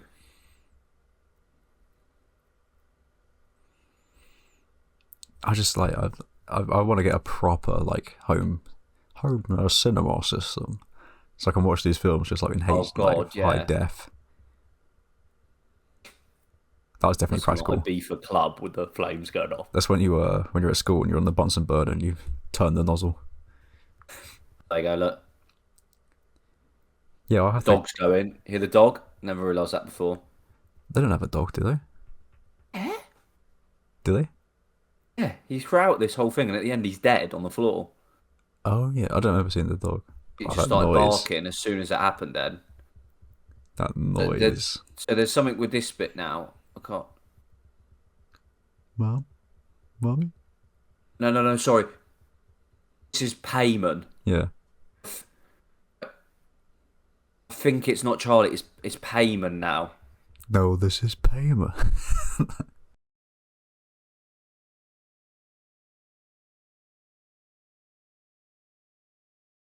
Is that her talking? They've done like digitally altered her voice. I think that's what saw a theory of it because I can't remember the specifics with it. Or is it because he breaks this thing? So it's almost like Payment's like this what thing's Perhaps, trying to yeah. interfere. I'm actually annoyed I can't remember this because I've remembered literally everything else. It probably is because like he's an obstacle in the way. He's the only one that's not been broken down by all of this. Because he's still kind of sane and rational. Oh boy, Gabriel. Yeah, it is, and it's an element of also that he's the final because as soon as he's burned as well, that's when she goes, huh, and her face drops like that. It's that everything's. So why is Payment in? So it's gone from the daughter into the mum, and then it goes into Alex. Wolf. Unless the mum's just been possessed, and isn't the true. I think it's a form where he's in her at the moment. Mm-hmm. She's a form of possession. She's not ready yet. Well, what Payman's abilities are is he's full of knowledge and wealth, and he can control familiars. Sounds like me. And he control animals and things. So it's almost like he's can see that there. The orb. Yeah. It's almost like he can control. Enemy UAV inbound. It is literally like that. It's the bit where you look at yourself in the nightclub mirror like that. Oh yeah, he's like smiling at himself, isn't he? Very creepily. It's funny how you never see that girl again. That he likes at the beginning. Now. She's in the glass in front now. Yeah, you'll see her in a minute. She looks really scared, I think. Oh yeah, because he smashed his head on the table. Yeah. He's slowly getting inside now. It's that face. That literally is when you go to the nightclub toilets and then you're just staring at yourself, just like what is going on.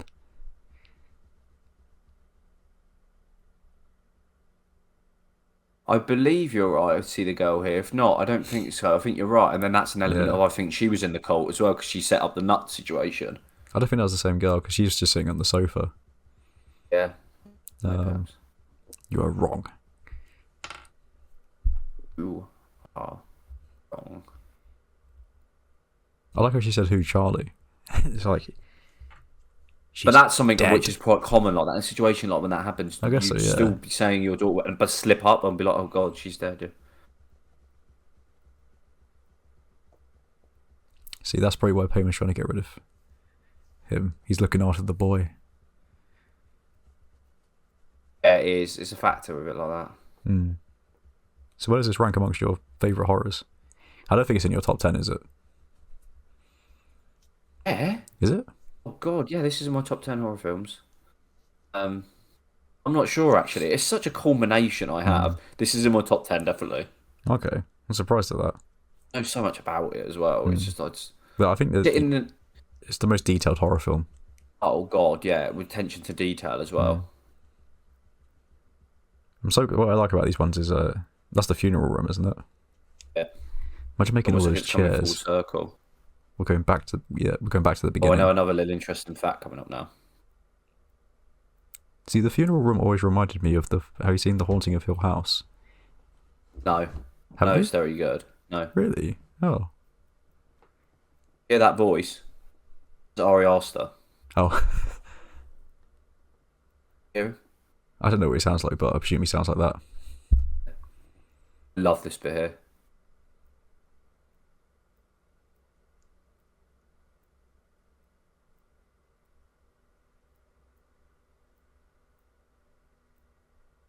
Okay, this is the final straw that breaks the camel's back.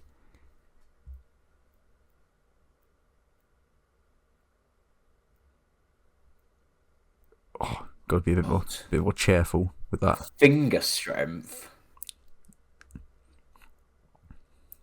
Does she destroy everything?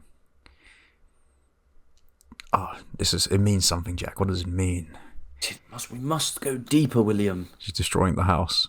Get to the base, chap. I think we do need to watch the house that Jack built. Just one. Oh, I haven't seen that. You know it's good because it's about a serial killer and he's got those plastic sheets in his house that cover in between the rooms. Oh, look at that. It's you after you finish editing, isn't it? No, it's a beautiful sight. It's me editing and finishing editing. It's like Florence Pugh at the end of Midsummer. It's just that, just smiling. I think I prefer this to Midsummer. I remember watching Midsummer. I just think Midsummer was too long. But the director's cut of that apparently is 4 hours long. Well, the big thing about Midsummer and this film is I remember Midsummer because Midsummer was the first one where we started to hit our stride and everyone liked it, and that was because you said I can't speak about this film the whole way through, whereas Hereditary you said you could. Yeah. Even though it's like half an hour difference, which just goes to show how much more of you studied Hereditary in your spare time. Got another little theory with that as well. When he takes the pills, then we don't obviously somebody saying like, I think they've spiked the pills. With what? With whatever they've been taking, so he can be possessed as well. I just think he gets possessed. I think he's just straight up murdered by payment. But I see basically the running theme with this was, and it even emphasises by zooming in with her with the tea, and you see at the end now that they've been drugging them. I would not hold anything against them that's something that they've put in there. Because he shows up for a reason, and it's either two things: showing that his stress levels as well help sleep, or his mental health, or what's been going on running out throughout this. That they're controlling them every way, not just moving in place, what they're eating, drinking. Well, he's the only outsider of them, like the main cast, and the external cast to an extent, because like they're all either part of the family or part of the cult, and he's the only one that's not in either. Because he's married he's her husband. Well, this is the bit where they find it now, isn't it? It's all the books and the the best bit of the film. Well, yeah, it is the realization when they're seeing like the money rain, and I'm going to try and keep an eye on this because again I've seen it. And it highlights like the passages of the payment text. So I'm going to try and avoid looking at it and look at the other things because there's stuff you miss. Well, to a point, you actually keep forgetting while seeing this for the first time, you still don't know what's going on. Oh. And even when I watched it for the first time, I was still like, who is Payman? Yeah, you have an element at this point that it's like a cult sort of thing. Well, not even really a cult. No, actually, no, not a clue. But you think there's something like there's a ghost, or like I didn't know who Payman was specifically at that time either. So I thought it was a ghost or a spirit. Well, that's what it was. It was trying ghosts, to attack the family, wasn't it? In horror. Before this, it was always ghosts and demons. Charlie clicked me. Oh, that noise. Yeah.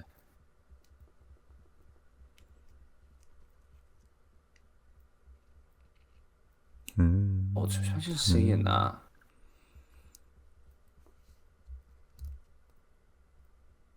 What's he been in since? Have you seen him in anything? Oh, that eyes. Been in Old. He was in that one with Jeffrey Dahmer. He's one of Jeffrey Dahmer's friends. What else? The doggo. Oh, there's the dog, yeah. Hear it? Because what would you do if like your cat was like meowing at something that wasn't there in your room? Now it's 24/7, so I wouldn't even. She looks at the wall sometimes and goes meow. Oh, that's like a Friday the 13th. When the Kevin Bacon dies. Oh, poor dog.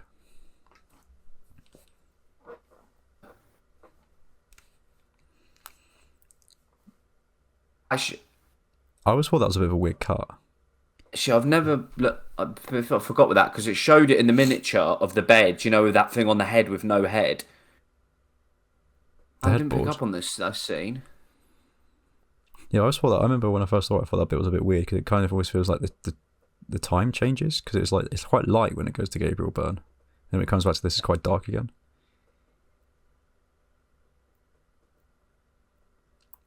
Gosh, she's going crazy. She's not in the way, is she? She's realised something that's happening. She's seen the light. So what are these drawings of? Is that the nun crying? What was it? Yeah.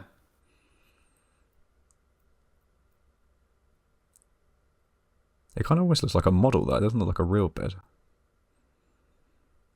Exactly. It's done. It's it's done so precise, and it's. Oh no, that's the brother. You can tell by the mole. Yeah. It's Robert De Niro.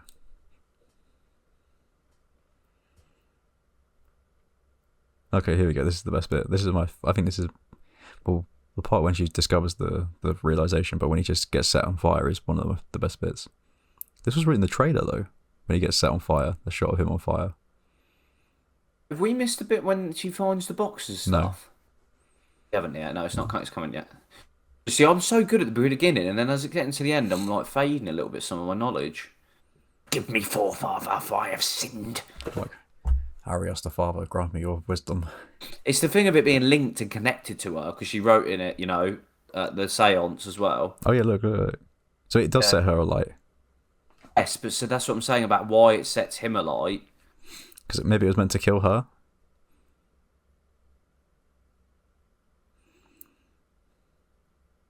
That's real. I need to figure out and try and figure out. As I said, there's something happens with it. People put in the comments if they see it. So there's out why it burns him. You can kind of see the gas pole going up her arm because she's like got it straight out. Oh, there's people around the treehouse, isn't there?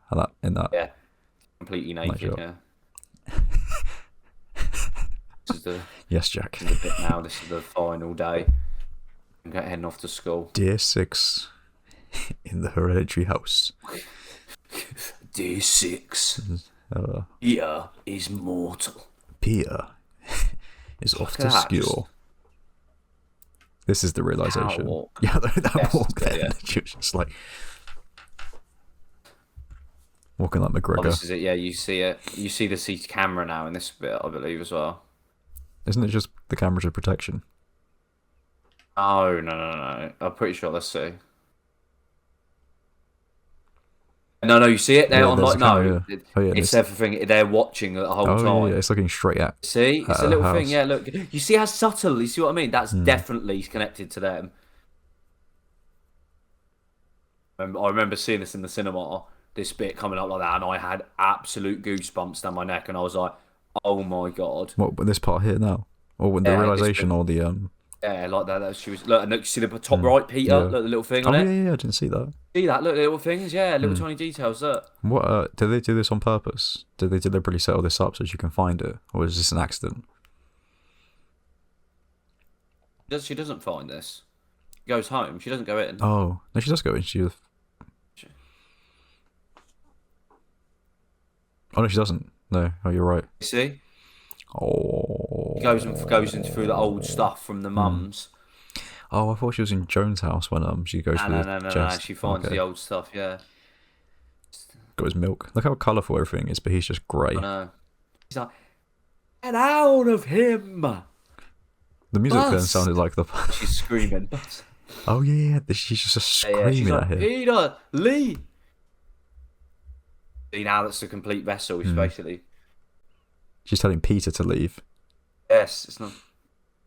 So when Pete jumps out the window, that's Peter dead. Peter's gone. Agony. These are names of your children. And Peter. Oh god, it's so good. How does no one else notice her though? Because she's like channeled, she's like speaking through like almost. Unless she's in her house doing it. This bit does grind my gears a little bit because how fascinating I think she would have seen the stuff, yeah. Like she realizes now, but like no, she would have gone through the mum's old stuff and been like, "What's all these things?" Like I think you would have noticed a bit before. Okay, I don't think the payment sigil's on Joan's one, is it? There we go. She did that before, yeah. Do you have a necklace like that? I might get Yeah. one actually. Mm. Sam might rough me up if he ever sees it. So this is what I remember seeing. I'm gonna try and avoid looking at the main bits that pop out so I can see other stuff. So You can see it highlighted there. there. Like there's King Payman, yeah.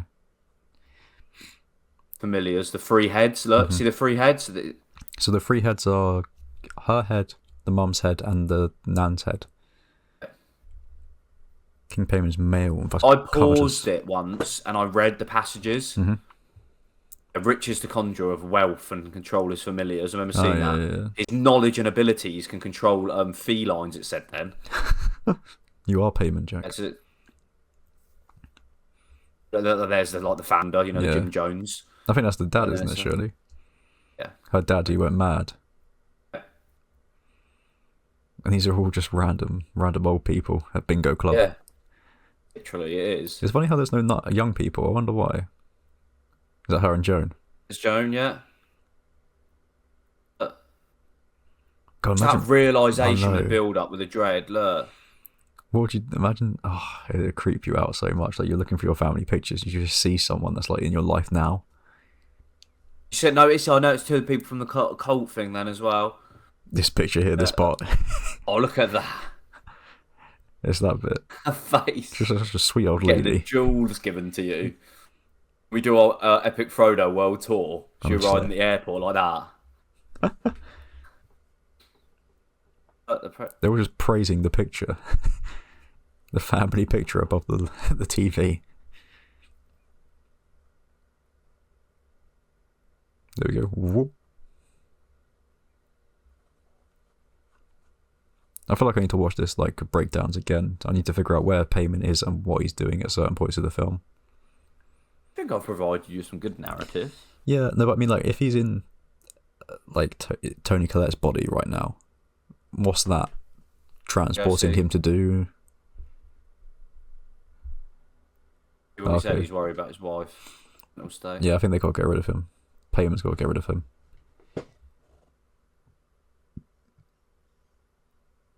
Oh, they oh yeah, because they find the body, don't they?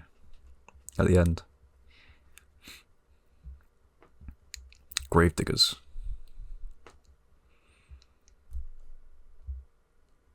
We're well into Act 3 now, Jack. Oh yeah, we're there.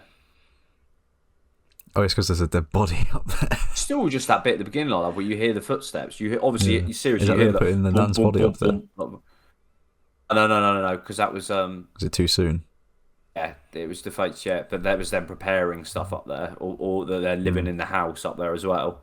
Yeah, because I just watching it again, remembering that the nan's body is in the attic. That's why there's so many flies everywhere. Yeah. It would stink as well, yeah. Like, she knows it. She knows it. She knows it. I know it. I'm on the mic, I don't need no help. Yep. Imagine seeing this. Yeah, isn't it? Is she really decomposing? Her legs are black? Yeah. Punishment brings wisdom. What does that mean? Yeah. It's got to mean something if it's written there. Must. She's just checking out the guy in front of him. Jesus Christ. Oh, she's buried in Payman clothes as well. No head. Sigil up on the wall as well.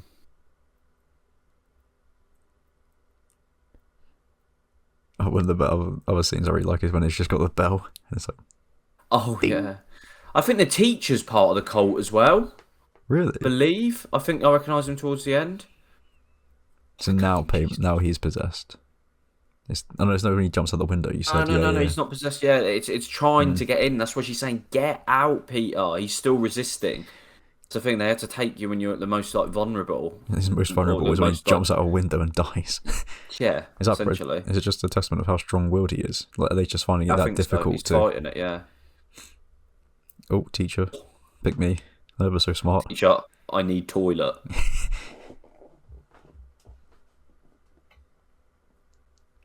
Peter. Oh, there she is for the final time. Oh my God. Do you think they're actually like putting his face? How do they do that? It's terrifying, isn't it? Oh my god. So I wonder why Payman's trying to do this to him. Why do you think he's just smashing his head on the table? Trying to break him down further, but he's also did that. Hmm. He's sigiled as his staff. That's the shape of his staff. Okay. The hand like that, so it's a bit like him forming into him, I think. He's becoming physically. I think it's at like the final stages of manifestation. He's slowly bonding with him. Have you ever heard of the Yellow King? What are you saying? You ever...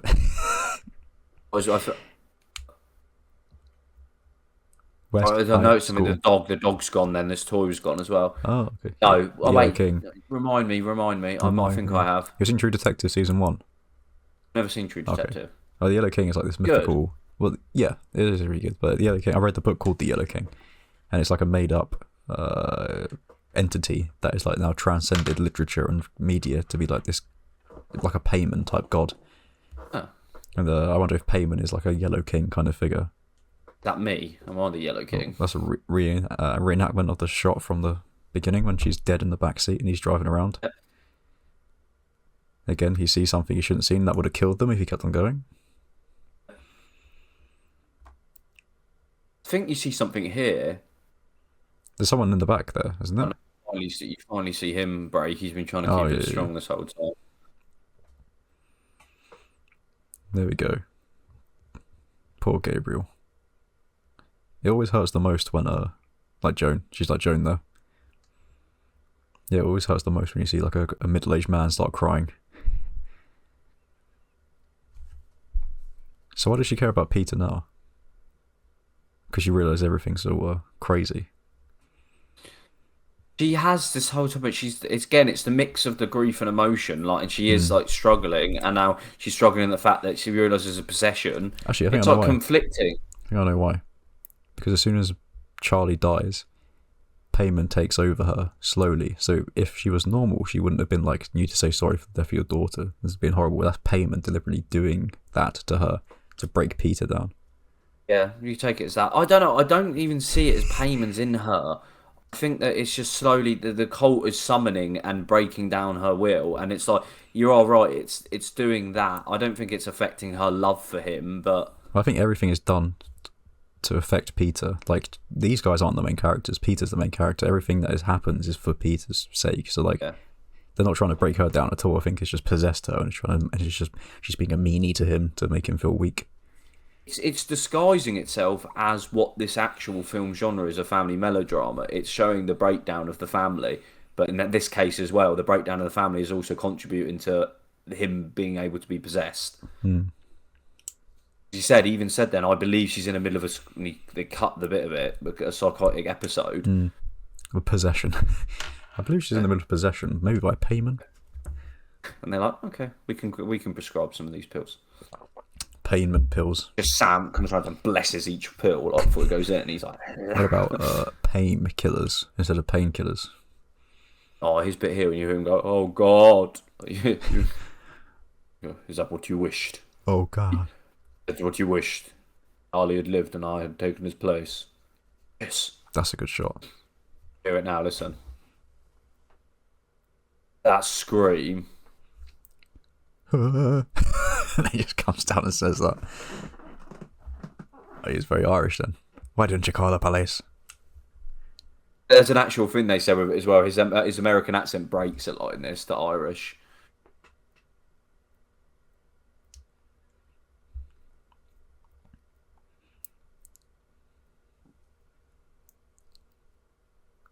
That's Joan.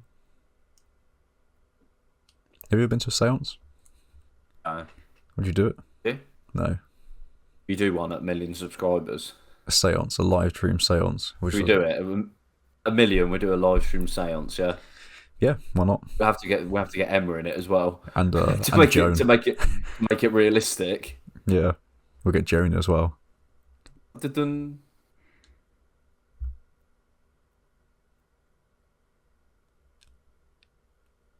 Oh, he's Irish there. The day of the cemetery car and I want them. See, it does cover up the master. She is having a psychotic episode. She's gone out and done all this as well. What did she do? Oh, she goes to the cinema, is that what you said? Yeah. It was nice going to the cinema. It was nice watching Epic Frodo. She went to go see Despicable Me. Sing 2. Oh, that's pretty good. So when you do film studies, do you learn, is it more about film theory rather than the practical as in like filming? Oh, no. You learn about the filming shots, how stuff film. No. I actually filmed and made my own film, and I had to edit my own film. Try to find a copy of it as well. It was actually really good. It was actually really good. But yeah, you learn about the shots, the techniques they use, the way lighting. Light, and you learn about narrative structure, special rigs like steady cams, how to use them. There's the gas there. It's almost just on the floor. It's placed. Well, that's the thing. Look, she could have left it there, or just to remind it, like they're moving around the house and placing stuff like figures. They're moving them into place, into scene. It is weird because like it can't all be that planned out. Yes, what I mean. It's but they're living in the house. They're definitely living in the house. Those people. Oh.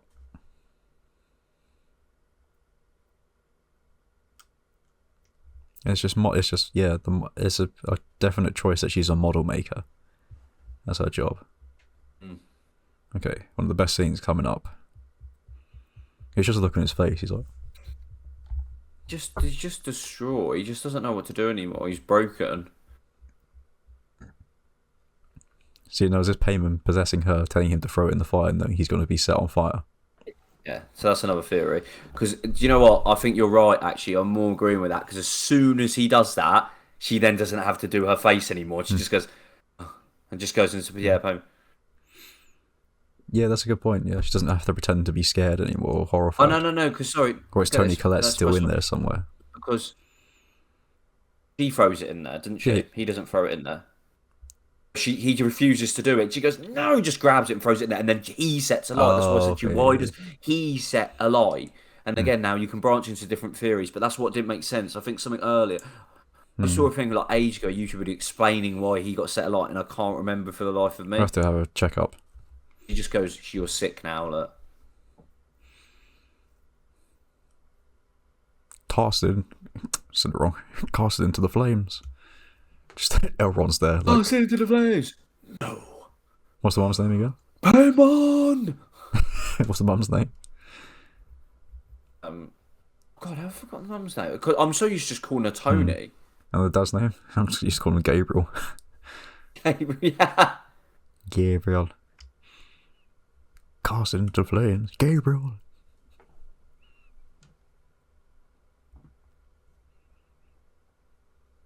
I think he's Oscar nominated or an Oscar winner, Gabriel Byrne. There we go. That's sick. That's insane. That was in the trailer, that shot, I remember. Vividly. Look how much it's just lit up. Here, look. There, look, there's out yet. Do you think that's Payman is in? You go, watch, you'll see them now. You ready? There they are. Oh, yeah, there they all are. Squad. What I think I take from that is, you're right, it was Payman trying to trick him to do it. I think just at the end, I think the way that they had control, the way he threw the book in there, he could just control what happened then at that point because it's so powerful, and he was finally broken. He has full control now. Everyone's will was broken. It was like that was the final straw to get her completely. Yeah, and it's the final straw of breaking him because he just completely broke as well. It was cool how they did it. I wonder how they did it. Do you think it was a stuntman in a suit and in his face? Oh yeah, it would have been. Yeah, it would have been. I know it's like Gabriel Byrne, sort of fire. It would have been someone in a fire suit, Kane Hodder style. Oh yeah, I never noticed that in the top corner, and then you pointed it out to me. Oh, it's nuts in the cinema. Do you know what was more annoying? My first viewing of this, and it really annoyed me. There's there was like 15-year-old like girls in there. They somehow got in because I think this is an 18. I'm not sure, or 15. They're just sniggering. What did you say? Right at the back. They were sniggering. They were literally like, oh my god, look.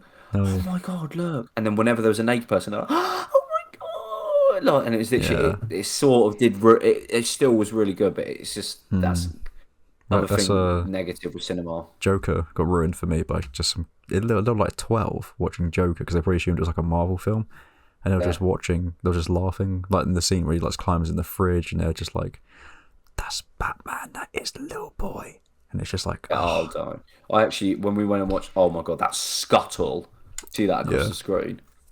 When I went and watched it, I had to actually turn around. I don't normally do that, but like, literally, it was just like them walking. They've got one of the boys. It was about a whole line, the row, like 15, 14-year-old girls and boys all like going in the group watching it. Everything that was happening. Oh my god, he's stepping in a shop. Oh my god, he's moving. Oh my god, look, that thing's Pennywise. And I just turned around and I went, can you all just shut up? Please be quiet. And like when you're saying something, I was like, okay, there were 14, 15. There was about 20 of them, and I was like, I'm going to get jumped. And they just didn't talk the whole rest of the film. Good. Sometimes it just works. If you just assertively say it. And I turned like that as well, and I was flexing as well like that. And I was like, we got a problem? And they're like, yeah. And I was like, sorry. And then your fiance's boyfriend told you to sit down. I love that. My fiance boyfriend gave me some of his gave me my pocket money, and I got him one popcorn. So this is this Chronicles. This is this part made me jump. I try to remember what it is when she runs out the corner. Yeah. No, it drops. You turn, you don't see the drop of her, and you see the naked guy, and then she pans and sprints at him. Nice little. What, in the attic? Cool. No. This bit down here when she comes to the front room, sees the burnt body. Sees Anakin. You see her, and you see the drop of her. You don't see her, and then the noise comes from the side. He's there naked like that. Then she sprints from the side, and they call that a double. They call that a double fake out. Like with the it is a jump scare. It tricks you. And so it's like naked, like the jump scare's there, and it comes out the shadows. No teeth either, like that. Like that. So the piano's all destroyed. Okay, she's taken the piano wire. She's got to cut her head off of it. Yeah. See the little notes and things like that. That's and the lights in the mini house are on as well. Yep. And I wonder if that's Charlie's bedroom or something in the. I see the lights, and then the attic's lights aren't on either in that mini house. So it's like, they're the possessed rooms. I remember when a little bit of an epic FRODO lore. Me and Jack started talking over from my cousin playing Warzone, and every week Jack was just like, "Have you seen Hereditary yet, Will? Have you seen Hereditary yet, Will?" And I was like, you know what? Let's just record it. Me watching Hereditary. Do it. That's how it started.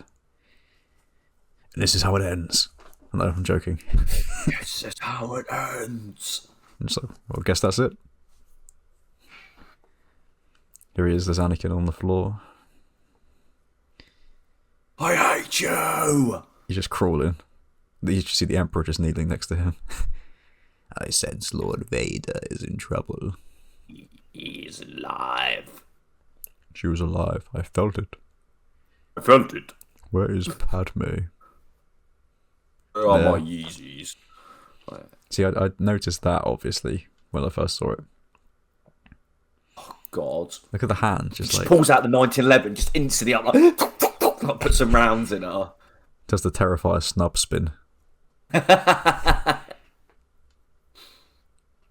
hand, just like that. Being burnt alive is horrible. It must be. Well, I heard being burnt alive isn't that bad. It's really bad for like the first few minutes. Yeah, quite quick. Yeah, you lose the. Same with drowning as well. You lose the nerve endings in your fingers, so it just doesn't feel like anything. Like you felt what fire feels like. It's almost like water in a way. The way it feels on your skin. This is such a good double fake out here. The way he's cuts and you think, oh, she's coming, and she runs across. It does look almost like the Conjuring thing. It goes, ooh, and then she like sprints towards him. Just cuts off your view. Oh yeah. It's a bit of the film. This is your favourite part, did you say? Looks like the guy from Toy Soldiers, the army commander. Oh yeah. Do you know what I mean? Doesn't he? The Gorgonites. Literally is. There you go, that double fake out, and then there she is. There you go. Oh, look at that. It's the Conjuring style, isn't it? demonstrate. I know it is. It's just Toni Collette running. Oh, she stacked it.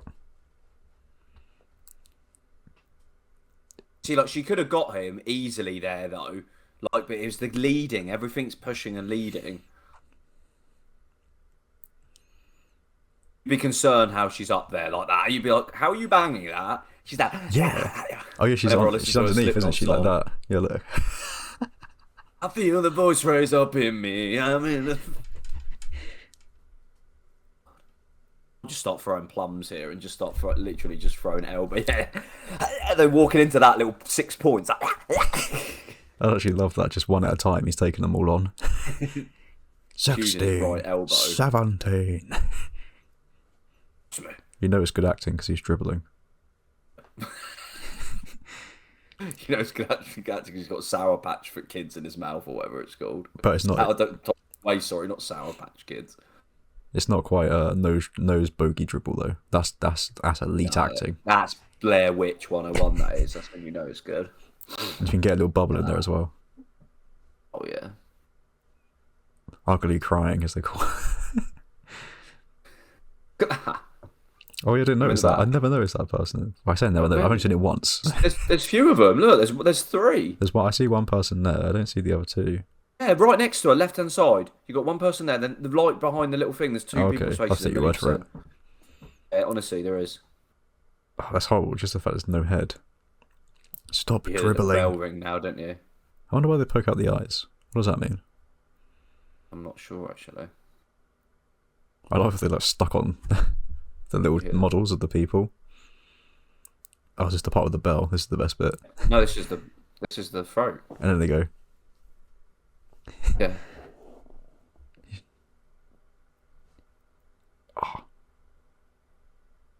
Oh no, this is the piano wire. Why does she do? Oh no, we figured out why she does this because Payman needs 3 heads.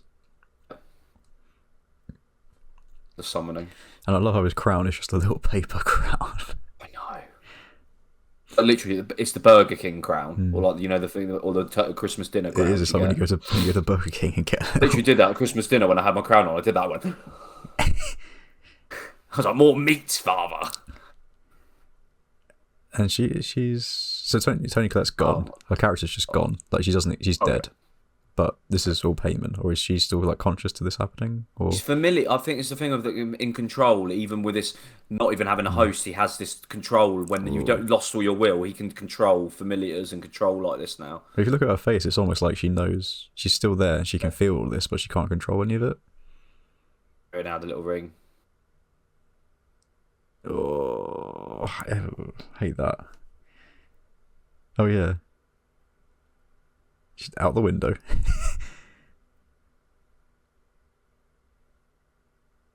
You hear it, the head drop. Yeah.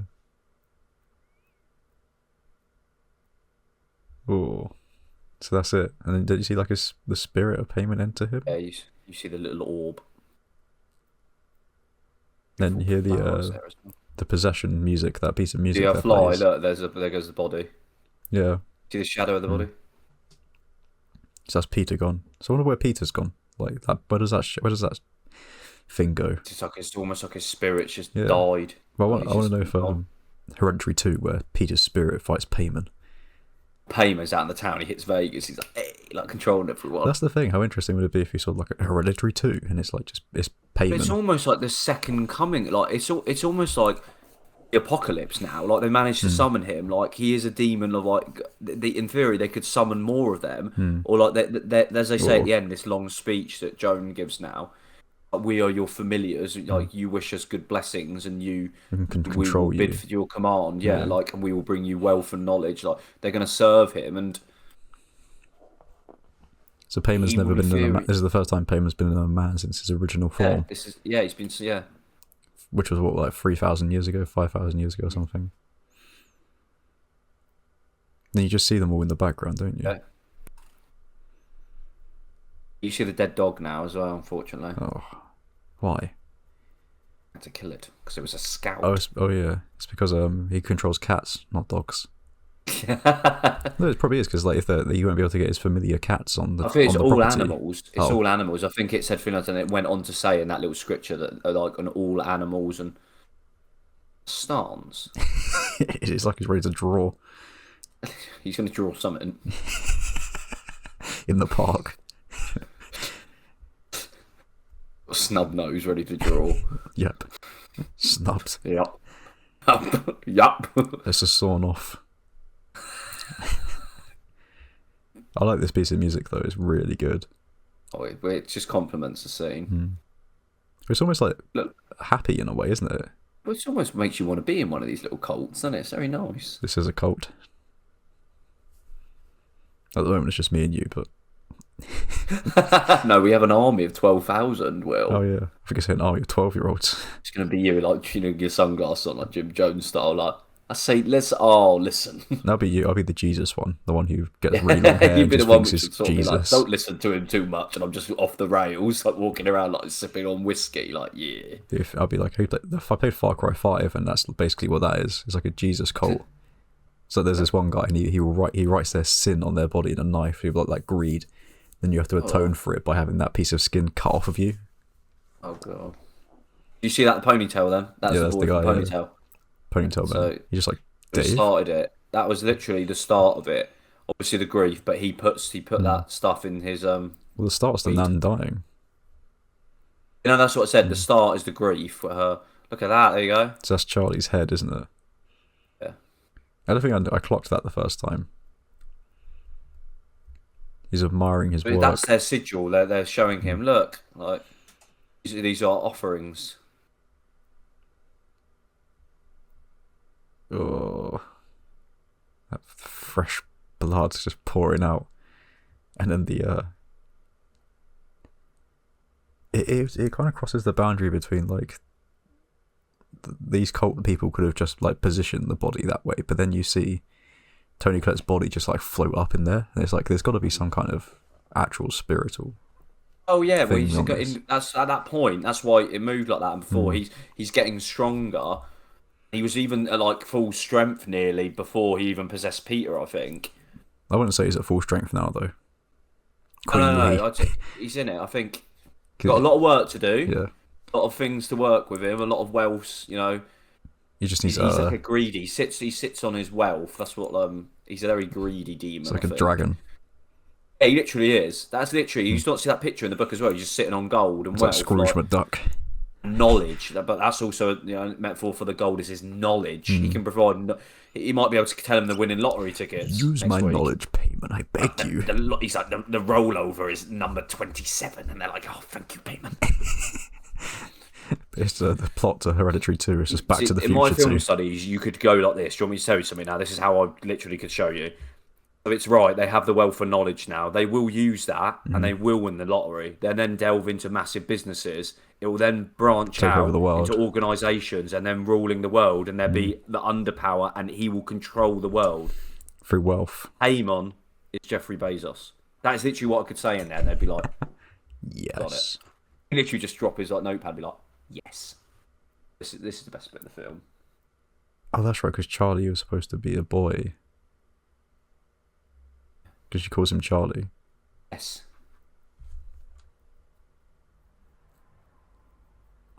One of the 8 kings of hell. So 7 more to come.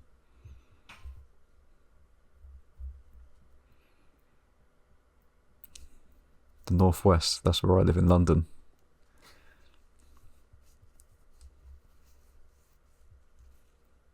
Nice. This healthy young male. You reject the Trinity, Jesus. Pardon the pun. God, Christians are going mad if they watch this.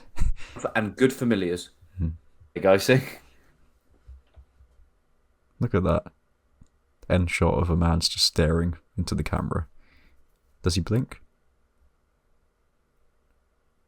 Hail Payman. If you had your Halloween party, Jack, this is what I would have come as. We'll eventually have it. This costume, I would have come as that. Yeah, you need to, yeah. You have to commit, you have to be naked, because that's what he would eventually be like. He's walking naked. Yeah, you said eventually, but it's like... Look at that. Look at the balls.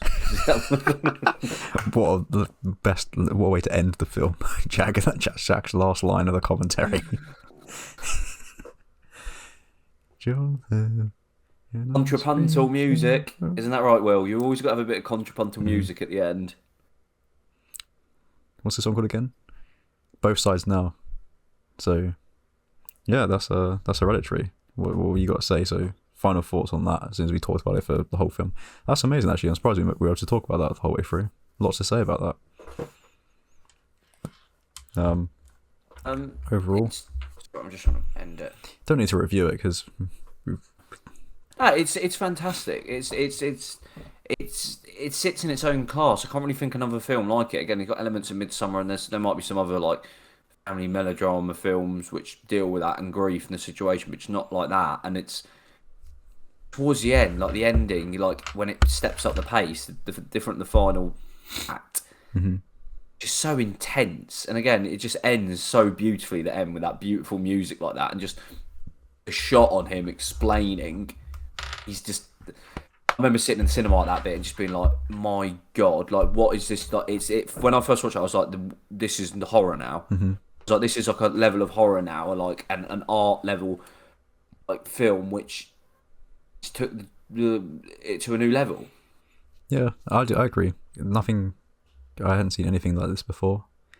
I do kind of find this is definitely the blueprint for modern films now, and yeah, it was great. So good. That's Hereditary, everyone. Thank you all for listening. Which one should we do next, Jack? Which one do you think? Have you seen Con Air? No, one we'll do a commentary for. Oh no, I wasn't thinking. If you haven't seen it, we need to do a video for that. Con Air is absolutely amazing. We'll decide what we'll do next another time. But yeah, thank you everyone for listening. We'll keep on doing these. I enjoyed doing these ones, talking about them. But yeah, if you made it this far into the video, comment down a number 3. Free for the 3 heads of payment. There we go. Say goodbye, Jack. Watching. Bless you all. Thanks for coming. Bye.